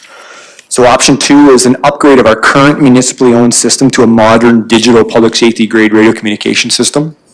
I have listed some of the important points if we were to select that as our option. This option would provide no ability to interoperate with corresponding agencies that are fully transitioned to Afrax, because we would essentially be on our own system. It's the most expensive option in the short and the long term. Annual maintenance requirements would remain and will more than likely increase, or can definitely be considered as there would be an increase. Radios would need to remain on a replacement cycle with consideration of 5-year life cycle for portable public safety radio communication equipment. And back to what we talked about originally is we would see that digital cliff again, so there's a potentially need for more towers if we operate our own system. Afrax has a massive amount of towers compared to what we do, even in our area. We currently have 7 repeater sites that we manage, own, maintain. That system originally in 2016 was designed to be a digital system, but like Brian was speaking to from Afrax, on an analog system you might hear a little bit. You might hear a weak transmission, get every other word, for an example. On a digital system that doesn't happen. You have what's called a digital cliff. You either have service or you don't, and they either hear everything or they hear nothing, right? So to address that digital cliff or that decreased range switching from analog to digital, there's a potential that we would need to add more towers, and those tower costs are listed below. We'd have to do a study at about a $50,000 cost to figure out where those locations were, and then we're looking at a potential of $200,000 per tower that we would need to add to cover those the system has that we're talking about for firefighters. Most public safety organizations started transitioning to digital radio systems in the 90s, so we are definitely a little bit behind the 8 ball on that. And then again, if we made the decision to do that option, we're looking at a 3-year implementation period. It would take about 3 years to put all of that together with a plan, with a contractor, get it into place, do that study, add towers, life cycle that equipment, for an example. The option 2's estimated cost would be $1.142 million. Plus annual operating costs. That $85,000 and that $60,000 we talked about between the two departments would probably increase significantly. An estimated 20% replacement per year at $120,000 a year for radios. That tower equipment would be on a 10-year life cycle, so we'd need to have that addressed in a 10-year capital plan to readdress that again, which would include actual physical infrastructure like the tower itself, guy wires, not just the hardware for the radio communication system itself. It does not include the cost of tower replacement, radio replacement, maintenance, nor additional towers at that 1.142, and then again a 3-year implementation period. And that would be option 2 for council as opposed to a transition to Afrax. I'll leave that there, Reeve, for questions. Certainly. I see Councillor Swanson. Thank you for the presentation and laying this out very, very cleanly. It's great to read. Seeing that there's supply chain issues in the technology world, my question is maybe, and I should maybe address this with Brian, was, if we go for the option A, right, the maintenance cost is on them, but if we own the equipment outright and we've understand through other means that, you just can't get that replacement or get that part when you need it because it comes from overseas. So I guess for me, what is the assurance with something? And I mean, Councillor Reeve Lohu talked about, a catastrophe, type event, and, it affects all the radios and it affects that stuff. So maybe if you could speak to that for me. For sure. So on the benefit that, a transition to Afrax would allow us is that we have our own internal equipment on a more robust system, and then Afrax also has the ability with those sites on wheels and about 400 portable radios as well in a catastrophic situation where we needed to give more portable radios into first responders, secondary, tertiary responders' hands. There is the ability, we specifically utilized that system on the high-level fire. I spent 49 days up there on the Chuckade Creek fire, and that was multiple municipalities from all over the place that came with different types of radio systems. So we utilized those sites on wheels, and everybody got issued an AFRAX radio from the province, and that's how we managed that communication need. So that exists as redundancy as well for those catastrophic situations, and it worked well up there. We had all of our responders on the same radio system. It was amazing. The other side of these quotes, when you see a 36-month versus the 6 to 9 months, was when we were discussing this with subject matter experts to us on the communication side, that was addressed there. Why you see the 6 to 9 month transition period with the AFRAX system versus the own your own solution is the AFRAX system is that public safety grade equipment, or that P25 system. So there is a priority from all manufacturers on that stuff right now. That's one of the reasons why you see a 36 months to own and operate our own system. If we weren't in the environment we find ourselves in now, that would probably be less. But that's part of that 36-month delay, is that there is a delay on the chipsets that most radio systems that aren't public safety, they're deferring a lot of that non-public safety radio communication system stuff now to make space for the public safety stuff, essentially prioritizing that. That's all manufacturers, whether that be portable radio manufacturers. For an example, I could list Motorola, Harris, stuff like that. And Mr. Hagan. Thank you, Mr. Chair. I just wanted to clarify my understanding and perhaps as well that of the committee members. Afrax is offering a communication service, a system. And in order for the county to take advantage of that system and use it, we either have to purchase or lease equipment. And it's not from Afrax, it's from suppliers that supply that Afrax capable equipment, correct? That's correct. Okay. So I would imagine, given the dollar value here, we'd be looking at a tender process or an RFP, a request for proposal process, to go forward. So I just wanted to make sure that I'm clear and everybody's clear that we're not looking at purchasing this equipment from Afrax directly. We would be going to the open market for this equipment and then looking to Afrax for the service provision. Yes, thank you, Mary. That is perfect clarity around the options on the table for council. Thank you. I'm going to go to Councillor Milhoff and then to Deputy Reeve Northcott. Thank you, Reeve. Just looking at these different options and the own your own system seems to have a lot of negatives associated with it. Can you highlight any positives that may be associated with the own your own system, aside from the fact that we own it? But honestly, it's pretty black and white there. I think it's pretty self-explanatory. Us owning it ourselves, even staffing resources and training and stuff that we're not even talking about, we're missing in this a little bit, is there. Times, different companies, we rely quite heavily on a local company out of Red Deer, but we'd probably have to look at having somebody else as even a secondary backup and maybe even a tertiary backup just to repair things in an emergency. If you lose 2 towers or 3 towers, you can't have one company fix them all at once. So there's just it's a lot more riskier and a bigger gamble to me in my mind. So I don't really have anything positive to say, quite frankly. And Mr. Hagan? Perhaps I can identify one positive that I would see, is increased reliability of the system compared to what we have today, but we still wouldn't address the interoperability situations and that sort of thing too. So. And Deputy Reeve Northcott. Okay, so my question, I guess, is currently we have a $85,000 annually for the maintenance on the current system that we have.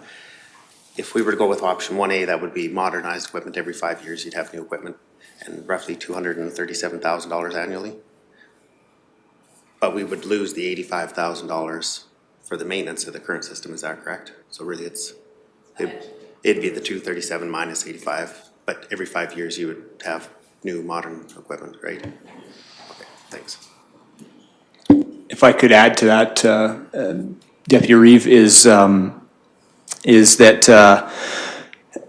there's the 85 in IT services budget. That's addressing infrastructure maintenance Regional fire also has roughly 60,000 in our costs as well too, that would be addressed. So we're talking about an annual expenditure between the two operating budgets right now of around 145,000 that eventually, once the transition was done, would no longer, with the operating lease, we would be going from 145 essentially to the 237 roughly, yes.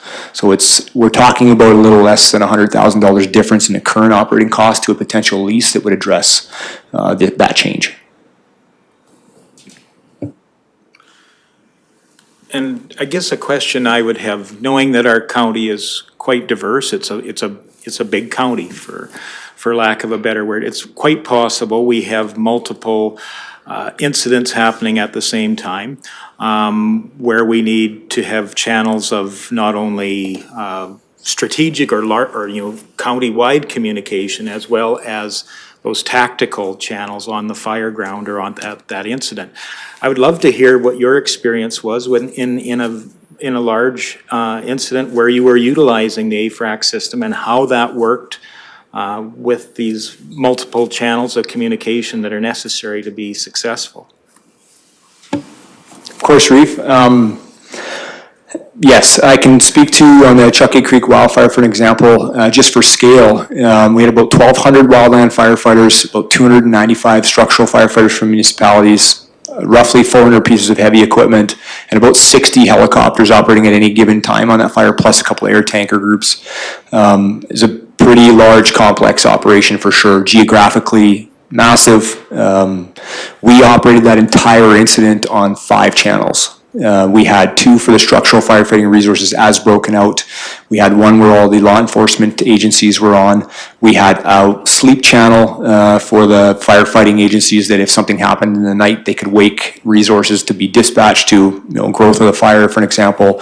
And then a wildfire command channel. So the wildfire has their own channels on Afrax, as well as their own FireNet system that the majority of their resources, the 1,200 wildland firefighters operated on, but the command side of wildfire had the ability to utilize that Afrax channel or provincial common event talk group. So the way we would have our Afrax system set up if we were to transition to Afrax, the current channel distribution essentially is we have a dispatching channel where all resources would remain on that until a call came in. They would be assigned a tactical channel. We have 4 individual tactical channels that are separated. So we could run 4 incidences simultaneously at the smaller scale incident level, and each of those emergencies would have their own dedicated, repeated, monitored by dispatch tactical frequency, essentially. On top of that, Afrax also has 5 simplex channels where they could just go line of sight radio to radio. So you have essentially 9 options for an emergency responder to utilize for radio frequency. The redundancy as well too, or the beautiful part about Afrax is because it's a provincial-wide public safety communication system, there's what we call common event talk groups. So every first response agency that operates in the Clearwater County area has a channel called 377 Clearwater Common Event Talk Group. The RCMP, EMS, fire, everybody has that. We can all go to that to interoperate on scenes where we need to. And then on top of that, the province holds 15 common event talk groups. So essentially, those 5 channels that I was speaking about in Chuckey Creek were 5 of those 15 provincial channels that every Afrax radio in the province has in it. So radio resources from high level can go work in Cardston and be speaking to each other on their trip down the whole way, and then while they're on scene, they can be on the same radio frequency. It was an awesome experience to see it into play. And up there, for an example, when you saw the map, the coverage area for Afrax was significantly small. So we had both of their sites on wheels up there to basically achieve that. The Crete Blue Hills area had a tower placed, and then east of high level, we had another site on wheels to address those coverage shortages up there. Great, thank you for that. And I guess another question I might have, as with any new technology, the ultimate way to utilize that is through training. What do you feel the commitment to training time? Is there going to be a lot of additional costs to get them for our firefighters to be able to utilize this new capability in the work they do? Just maybe you could outline some of those considerations. Of course. You'd be correct for even saying that any time we add a new piece of equipment in the fire service, we need to make sure that our members are trained and competent on that equipment before they utilize it on emergencies.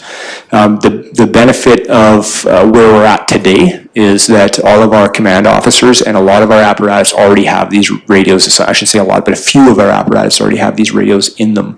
So our members are aware of the system. Lots of them have utilized it already. So the rollout of training would be much simpler because essentially we already have quite a few train the trainers or instructors that would be able to teach.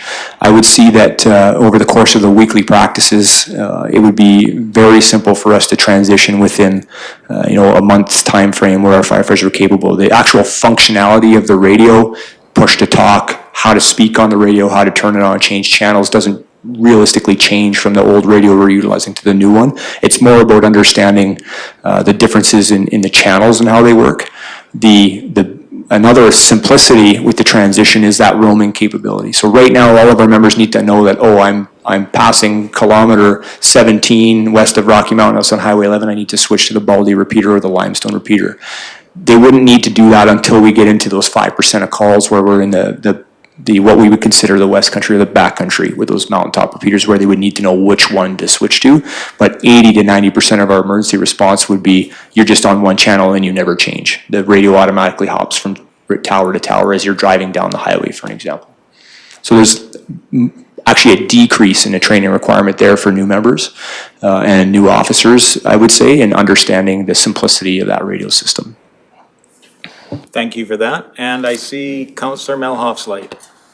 Thank you, Reeve Lougheed. I noticed that one of the staff recommendations is to potentially do a 2022 capital budget adjustment. Can we look at some of the positives and negatives budgetarily if we were to switch over now? And is your crews capable of making that switch if we were to decide to do it now?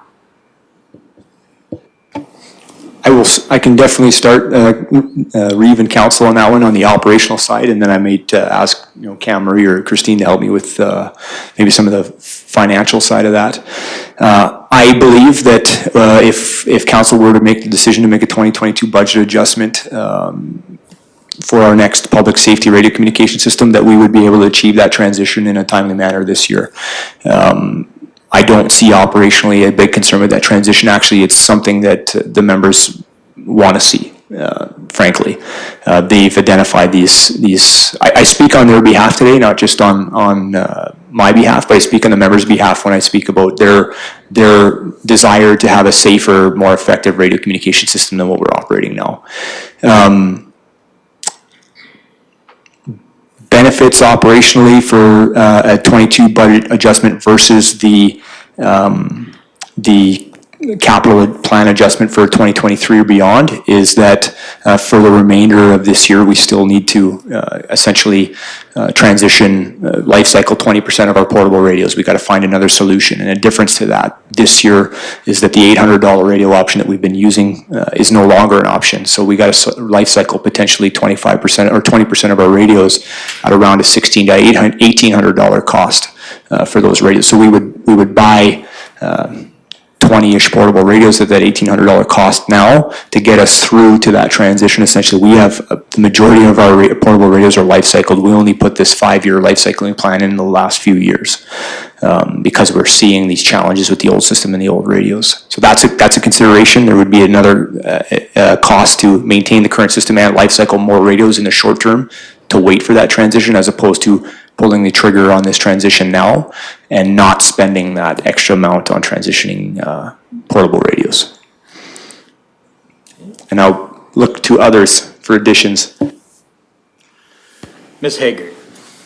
Thank you, Reeve Lougheed. And I think Evan nailed it in terms of the operational, the kicking the can down the road. I was talking about a little bit earlier about the radios that we don't really want to buy if we know we're going to be transitioning to a new system, that we've been kind of holding off just to be fiscally responsible in terms of not buying something that's going to be obsolete in a year's time or 6 months' time.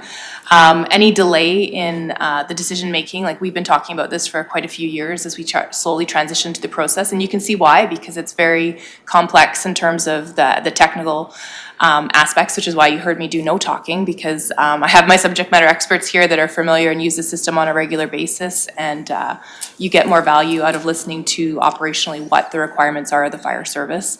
I would say sooner than later would be administration's preferred option, again, to avoid those cost spending for our system that we may transition out of. As well, the system that we have currently, the analog system, has some unknowns because we haven't done that study on it. So we don't know when and if it may fail. So, you know, we're living on borrowed time, I guess, with that system. So short of that, we'd be perhaps asking for money to do a study sooner than later to make sure we know what we're in for and continuing that maintenance program. Because those costs that we don't include in the budget are those that are emergent in nature. If something came up with a catastrophic failure of the system, we could be coming back to council's table and asking for, you know, thousands, tens of thousands, hundreds of thousands of dollars to repair a system that we're telling you is antiquated anyway. We don't really want to spend those dollars on the system either. The one thing that was kind of touched on very briefly, I think in the Afrax presentation, and perhaps even Evan mentioned it as well, is the province not only transitioned to this public safety radio communication system in 2016, they've mandated as well transition to next generation 911. So in the future, public safety communicators are going to be able to receive information in a different way than voice as well. So that lease option, I think, is our best option because we're not going to own the equipment. We don't have to dispose of it or auction or sell it off after the fact. And when those new technologies come in 4 or 5 years, where we're going to be able to get a text with a picture or a pin of a location of an incident or a casualty, then we can certainly be, as part of our lease process, be upgrading the system at that time. With option B, we could still do the same thing once every 5 years, but again, it's that $1 million cost one time and they're on a 5-year cycle as opposed to the lease option over time. Thank you, and Mr. Hagan. Thank you, Mr. Chair. My colleagues, I think, have very well addressed the cost implications as well as the risk factors to be considered. And I just want to touch on the funding options that council would have available to them if they were wanting to move ahead with that this year. So if we're talking about an operating lease, I guess the options are there could be a transfer from contingency for this year, although that's going to represent, you know, a good chunk of the contingency amount, the budget that council approved with budget, which was $500,000. So that's one option. And of course, before a decision is made, we would refine the numbers and have an estimate of the actual incremental costs that we're looking for, as Deputy Reeve Northcott touched on, when you offset some of the savings that we would anticipate and looking at the timing of when those savings would kick in. So as well, in addition to an adjustment from contingency, council could look at service reductions in other areas to fund this is an option. Another option is a transfer from reserve. I wouldn't necessarily recommend that one, as these are going to be ongoing annual costs. That's kind of a short-term solution to it. Come next year, council would have to decide where the money's coming from for 2023 and beyond. And I think the final option that I'd suggest is tax revenue. Increasing tax revenue to offset the incremental increased operating costs. And then that could be considered at the time of setting the tax rates in the spring.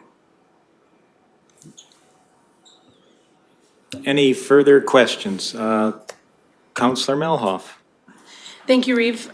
This is more of a process question. I know that we make recommendations to council from this committee. So then would I make a motion to then take that up to council? If I may then, Reeve, I would be comfortable in doing so. I would like to motion that the Strategic Planning Committee request that council do a budget adjustment in the 2022 budget to shift to presented option 1 alpha in the 2022 budget year. Okay, thank you for that. Any further discussion?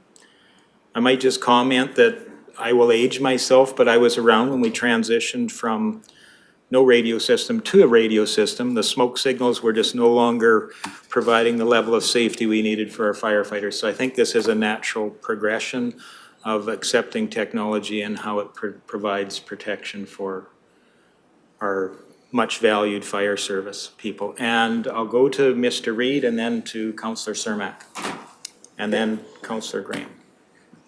Just a point of administrative clarity, this committee would make a recommendation to council to consider, just so the language would be Okay. accurate on that. Can we, yeah, if we can reflect that, that would be terrific. Okay, Councillor Graham. Thank you, Reeve Lougheed. I would echo what Councillor Melhoff recommended.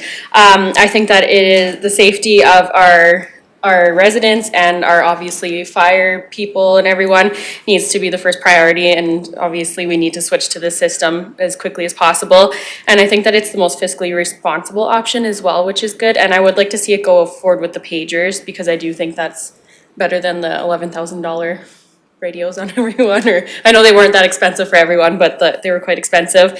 And so, yeah, I would just echo what Councillor Melhoff recommended.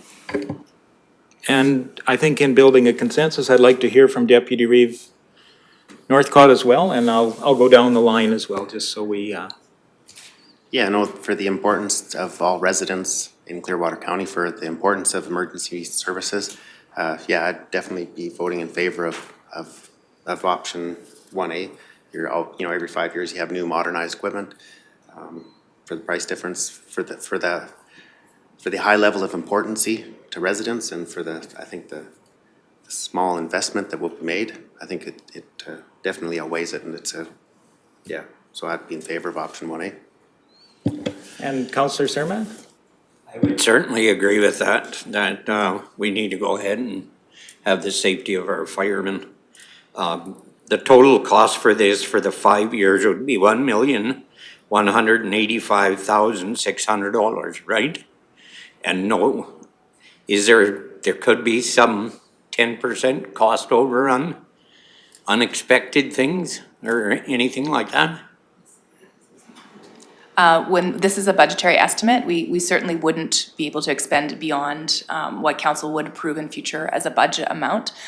If, for instance, after 5 years, the lease amount changes, we would bring that back as part of council's regular budgetary process and just let you folks know what that implication would be in advance of the decision-making process, just so we're clear we don't expend beyond our budgetary amount. So it could be even less than what we've put on these dollars. This is kind of what we've got as a preliminary number. We hope we wouldn't even get to the top of the amount. We hope that the vendors can do it when we do put it out to tender, that the prices come in cheaper than what we've actually put before you in budget. I'm certainly in favor of option 1A if the cost stays at that. You bet. Thanks. Thank you. And Councillor Swanson?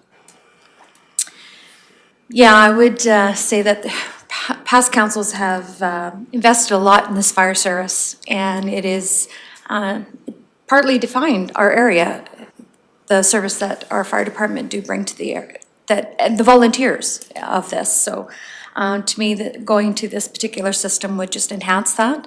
And yeah, it is very important that fire safety, and that we are cooperating, or at least have that line of communication with our mutual aid and whatever that word was, to be able to, service with our existing neighbors too, and the other emergencies, first responders. So I would agree with 1A. Great, thank you for that. So the suggestion then is a recommendation of this committee to council to support budget for option 1A. Were we also including the pager thing in this, or is that something separate as well? Councillor Melhoff? Thanks, Reeve. It was my understanding that 1A was that 110 pager option. They can correct me if I was wrong, but that was my understanding. And to Councillor Cermak's question, my understanding is that would remove the $60,000 cost that they already are incurring for a radio replacement, and then eventually remove the $85,000 once we fully transitioned over. So those would be removed eventually. Great. Any, Deputy Chief. Reeve and Council, yes, as presented, 1A and 1B, the numbers reflect, an option that includes pagers. Of course, that disposition of equipment could change if council wanted us to go down a different path. The option of the pagers provides us operationally the charged radios in the station. If we wanted to go to radios on the firefighters' hips as opposed to the pagers would come out, and there would be about 20 more radios that would need to be added. So I feel like the cost would be somewhere balanced, but again, like Christine alluded to, is these are budgetary estimates. Before council made a decision, we would have a more concrete number, and we could come with the numbers relative to the pagers versus the radios at that time. Thank you, and Councillor Graham. Do mobile charging stations exist? Is that an option? Councillor, yes, we can. They're not included in any of the budget information here, but what the budget information does here is chargers that could be mounted in a fire apparatus. They could be in the trucks. We do address a spare battery for every radio in these budget estimates. So we were considering that. The option of either leaving them in the fire hall on a charging bank versus in the fire truck in a charging bank, that would work for some of our apparatus where there's room in the cab. Some of our apparatus wouldn't have room in the cab or the appropriate equipment to support a charging system in them. But definitely, we do have the ability even now to charge radios on an emergency scene. It's just an operational consideration at the time we have to be aware of, where we could address some of that by having them charged when we leave. Anyway, thank you. Great. And Councillor Melhoff. Thank you, Reeve Lougheed. I would request that both options are brought forward to council when we look at, when it does come to us, the pager and the radio option, any potential operational requirements needed for both those options, please. Okay, is there consensus on that recommendation then? I'm seeing nods around the table, so I'll call that question if necessary. We do need to have a question on that, I would believe. So all those in favor? And that is carried. Thank you very much. Thank you very much for all your care and attention to this subject. I know we've grilled you sufficiently, I think, on all possible things there, so thank you.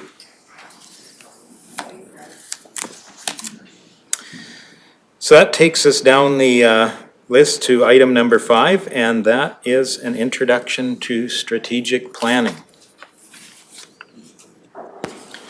So I shall turn it across the room to Mr. Reid. Well, thank you, Reeve Lougheed and committee members. In the interests of consistency and what we might call long-term carrying of this ball forward, I'm going to hand it over to Deputy CAO Murray Hagan. And I'm not sure if Rhonda's going to join us or, okay. So you'll get Ms. Sirhan as well. Thank you so much.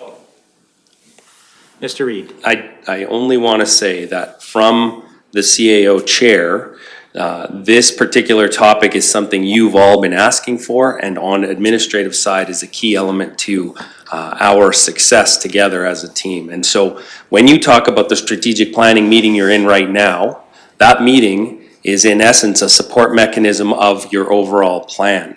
And you haven't done that yet, and this item addresses how you could go down a path of getting your plan in the books. And I don't want to miss that opportunity to remind you, this is one of your big wishes, right? This is the opportunity for you to really now start to make your mark as the council. And without any further ado, I'll hand it over to Director Hagan. Thank you, Mr. Reid. And I would like to echo your comments. This is one of the largest opportunities you're going to have as a council. You are a council of individuals. You're going to have different thoughts, ideas, priorities. But at some point you need to come together and set a vision for council as a whole. Because administration, to carry out your vision, we don't respond to individual priorities and direction. We look to council as a whole.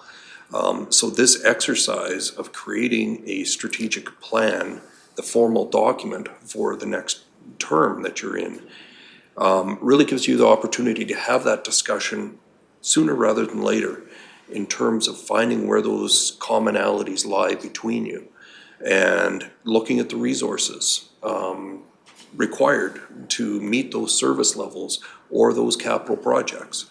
The 10-year capital plan is integral to this strategic plan.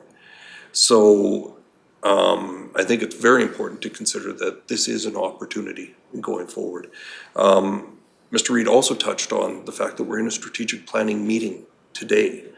And I want to be really clear that while you're going to develop a strategic planning document for the next 4 years, it's not a one and done sort of thing.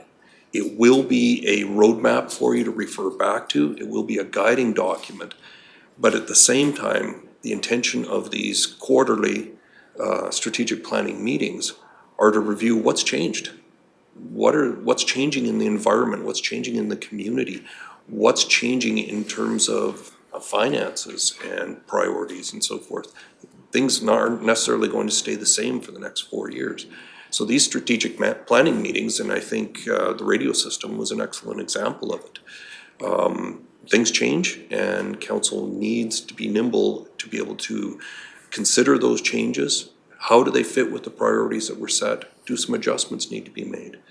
The other key thing that I look at in terms of a strategic plan is I touched on the resources required, whether they be operating, whether they be capital funding resources and so forth, and just, the human resources required to carry out council's strategic priorities.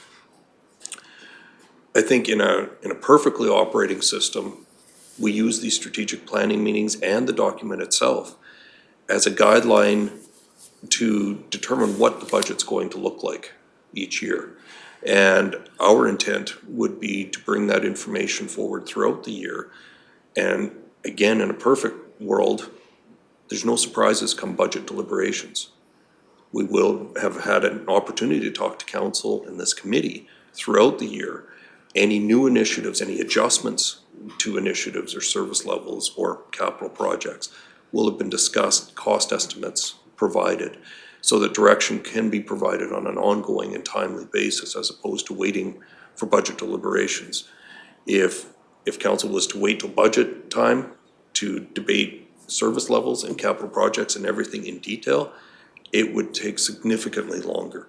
So we want to do you the favor of being able to provide that information on an ongoing basis. So my key message is, today we're talking specifically about the plan itself and how to move forward with drafting that plan.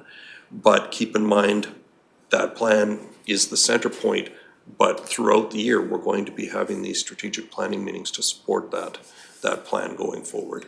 And really, the budget should almost be an outcome of that direction and that planning. So based on that small speech, would the committee like me to go through the agenda item in detail? Okay. I think there would be a great benefit of that, please. Certainly. Okay, so right now, there is a strategic plan in place that was developed by the previous council that covered the period of 2019 to 2022. The staff recommendation is that the committee considers recommending qualified strategic consultant to facilitate and assist with drafting Clearwater County's 2023 to 2026 strategic plan. What is a strategic plan? It serves as a roadmap for council used to prioritize initiatives, resources, goals, and projects. It's a big picture document directing efforts and resources toward a clearly defined vision. Focuses on municipal-wide issues, high-level priorities, and can help council to make decisions at regular council meetings that are consistent, rational, set priorities, and measure success. Each member of council may, to a varying degree, have different priorities. A strategic plan serves as a compass. Without it, differences of opinion on council disrupt the progress. With a properly prepared plan, the focus is on accomplishing council's agreed-upon priorities. The plan sets out council's vision, provides direction for county project work plans and budget forecasts. It also It is also a key component of the accountability relationship between the CAO and council, as objectives and goals in the plan are linked to the CAO performance evaluation. Typically, 5 parts to every strategic plan. First is the mission, the stated purpose for the municipality's existence, a statement of the contribution it promises to make to help accomplish the community vision. 2, community vision, council's image of what the community could be, which requires working with and listening to residents to understand what services and programs they want. 3, goals, transforming the vision into a series of key goals for the municipality. 4, objectives and strategies, define results to be achieved with a work or implementation plan to address the goals. And 5, performance targets, measurable success. So it's what we're working towards, and that allows us to be able to provide that feedback as to the success to date in meeting those goals. Strategic planning in municipal government is the process by which council, as leaders, determine what it intends for the organization and community to be in the future and how it will get there. It involves creativity, innovation, big picture thinking for the long term, directing efforts and limiting resources toward clearly defined priorities, developing a vision for the county's future and determining the necessary goals, priorities, and action strategies to achieve that vision. Building consensus about future direction, challenging assumptions and the status quo, confronting current realities, providing opportunity for input from all those who are affected by the plan, identifying key success measures. Council, the CAO, and administration each play an important role in planning. Council defines the what, and administration prepares plans on how to make it happen. Council identifies major issues, understands how these issues may impact the community, and how these issues might be addressed. This is done to ensure that their actions align with the needs of the community. The CAO is responsible for executing and managing the plan while ensuring that the county's operations and capital budget reflect council's strategic priorities outlined in the plan. Administration develops departmental work plans and operational business plans to successfully implement council's strategic plan. So what is the process? 6 basic steps to the planning process. Determine the mission and the vision, identify the key stakeholders, prioritize objectives, write up the strategic plan, execute, monitor, manage the plan, and that's very much where these sessions come into play. And review and revise the plan. Together, council decides on how the process unfolds. The use of a qualified strategic consultant to facilitate the process is highly recommended. Creation of a clear and accountable plan involves input from staff, administration, and residents. By engaging a facilitator to guide council through the process, assist with gathering input and drafting the plan, there's value added to ensure a successful outcome. With this in mind, attached are 3 proposals from qualified consultants for the committee's consideration, and they are listed there.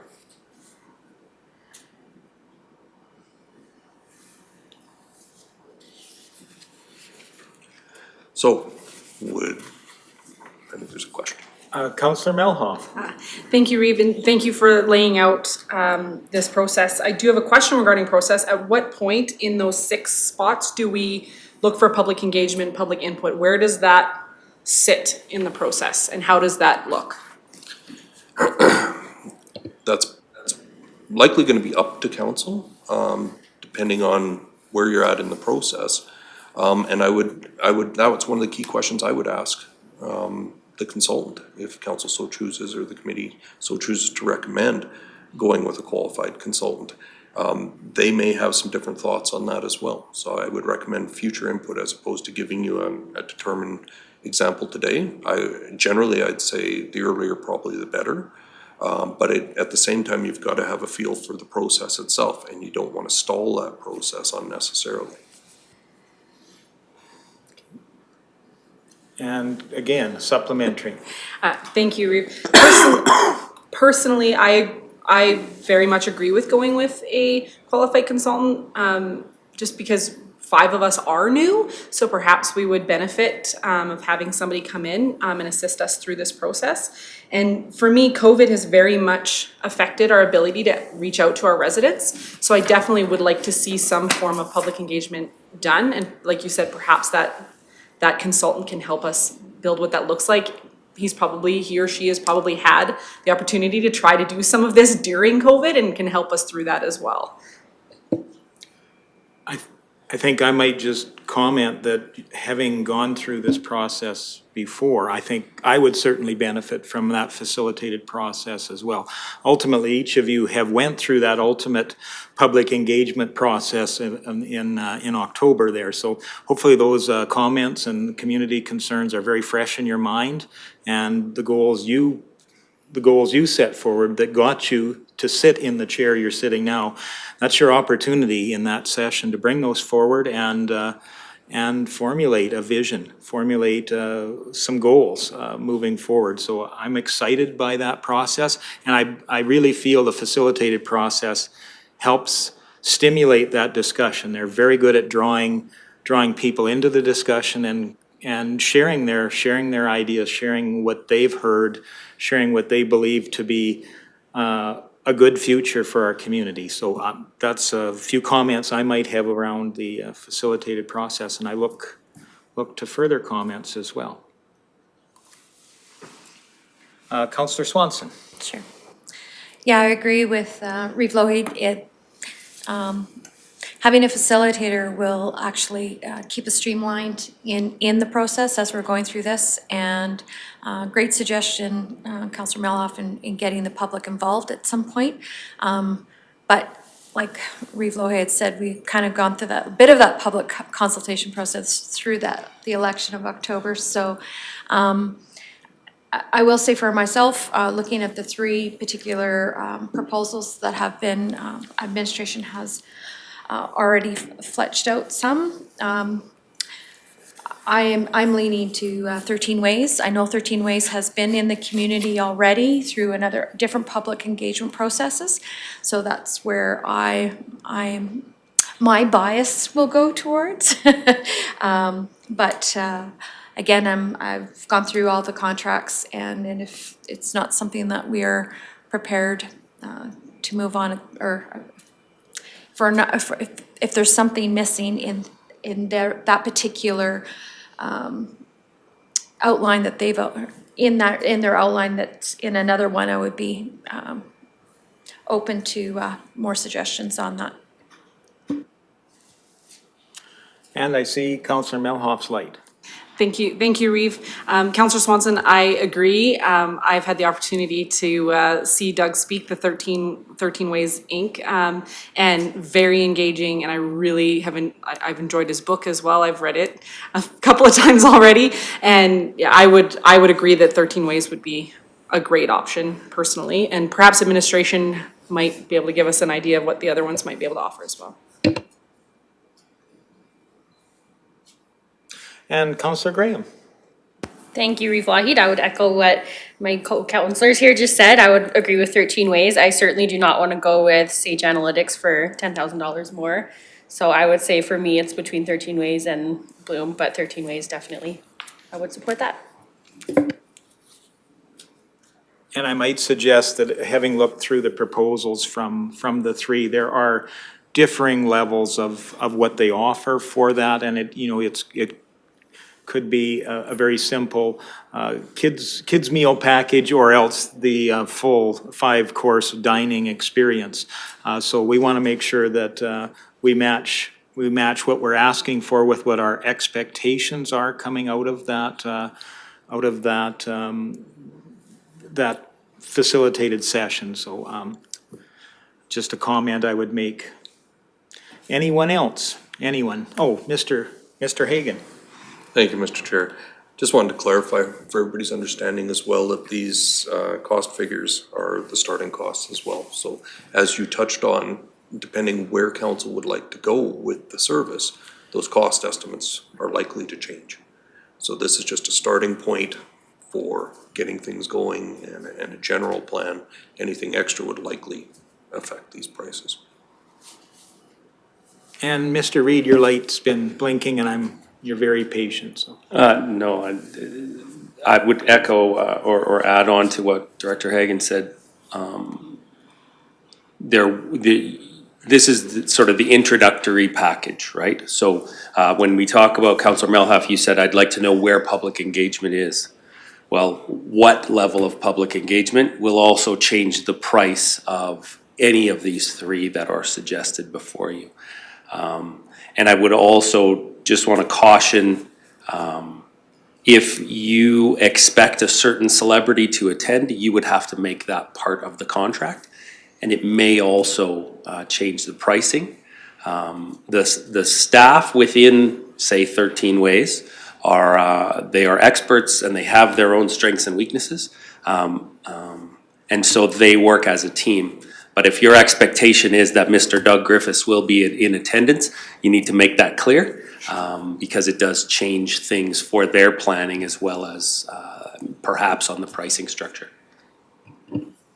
And I think maybe a question I would have of staff for continuity and understanding the services we utilized in the past.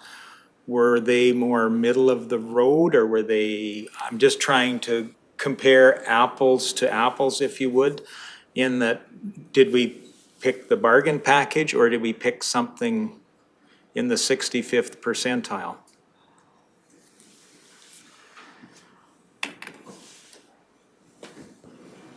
Mr. Hagan.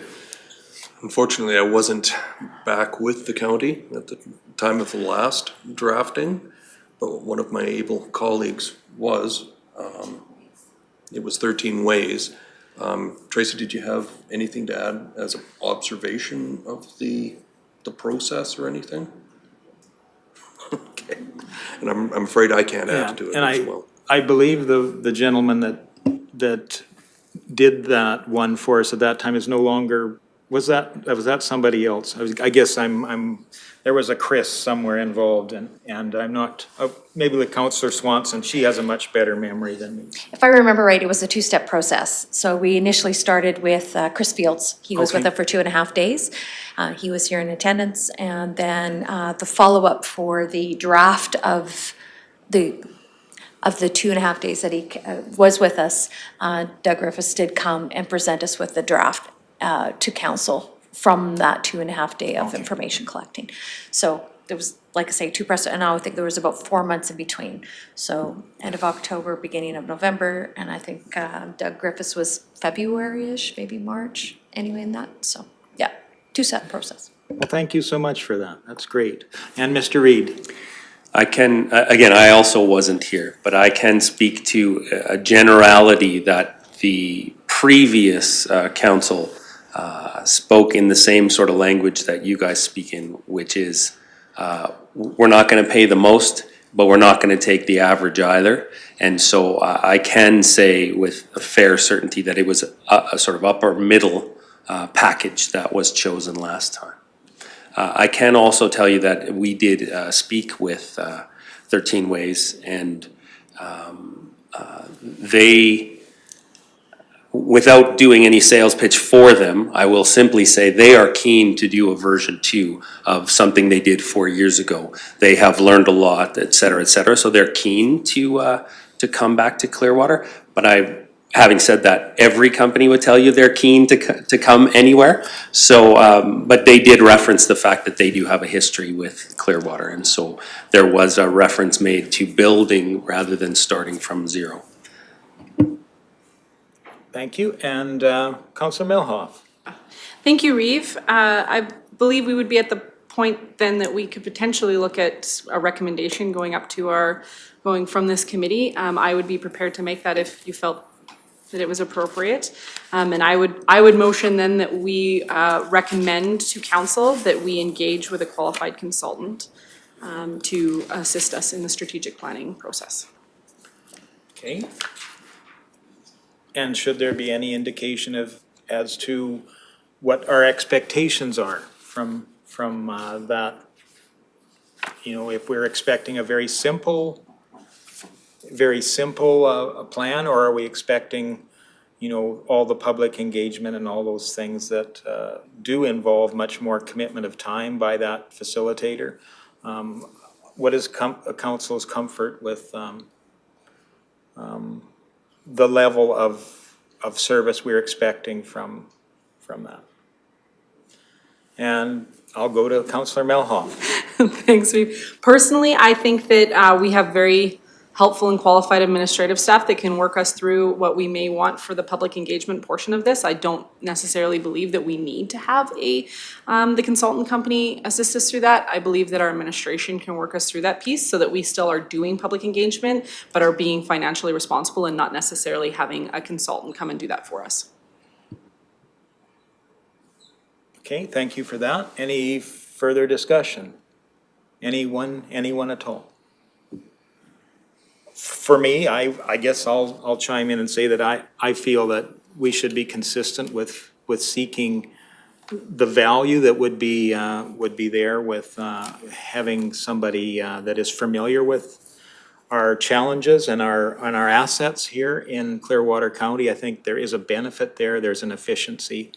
And I believe we should seek a similar level that we have in the past as a target goal. So I would leave that with administration to formulate options around the actual costing and with the 13 ways proposal. And that's kind of my 2 cents worth at this moment. And I look for, actually I'm gonna look to Councillor Melhoff, and then we'll come down the line and just have everybody reach a consensus on this. Thank you, Reeve. Do I need to change that in my motion to actually add that we look at the different packages for 13 ways, or is that something we can discuss when we bring it forward to council? Does it matter? It could be discussed more thoroughly when it comes to council. Okay, so it can just be the basic, like I had said before, regarding that we get a qualified Yes. consultant. If you like, you may be specific to the actual consultant at this time. Personally, I would like to see 13 ways, and we can look at adding that to my motion if you felt that was appropriate. Mr. Reid. It absolutely could be appropriate. Maybe it's important to remind the viewers that are watching, you have seen the actual proposals from these 3 firms. So you're not going based on clicking the link and looking at their website. You've seen the actual meat and potatoes of the proposal. And so it is absolutely fair for you to say, I picked this proposal then. You're not just randomly picking one because you like their name or because you read their book. You've read the actual proposal submitted to us for this very purpose. So yes, your motion can absolutely say that. Okay, I would like to request that my motion have that added. Thank you. And I'll go to Councillor Graham. Thank you, Reeve Lougheed. I would fully support Councillor Melhoff in that, and I would agree with the 13 ways, and we're on the same page.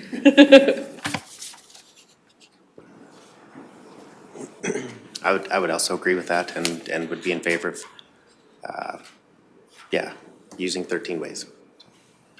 Okay, and Councillor Cermak? Yes, I would agree with 13 ways. And Division 7. Unanimous, Hey, 13 ways. there we go. There we go. Well, I hope that gives, actually, we'll call that question if there's no further discussion. All those in favor? And that is carried. Thank you very much. And I hope that gives administration enough to work forward to the next steps on this. And thank you for that. Where does that take us to? So,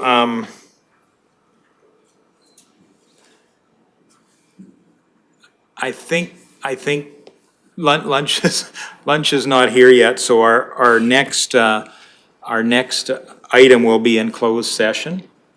So if we think we have time to chip part of that off, we will work forward with that now. So looking for a motion to go into closed session. Do you have a question first? Mr. Hagan?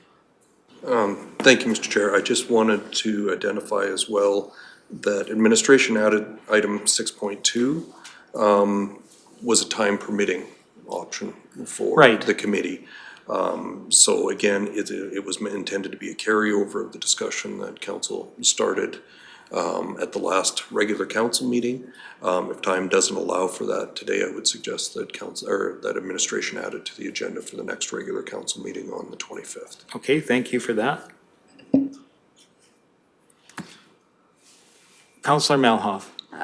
Thank you, Reeve. Just in the interest of transparency, on our agenda, it says Rocky Gas Co-op is coming into us in closed session. I just wanted to make everybody aware, I do sit on the Rocky Gas Co-op board. It is obviously a not-for-profit, so I don't see it being a pecuniary interest to me, but I did want to make sure that that everybody at the table was aware that I do sit on that board and it could be perceived as a conflict.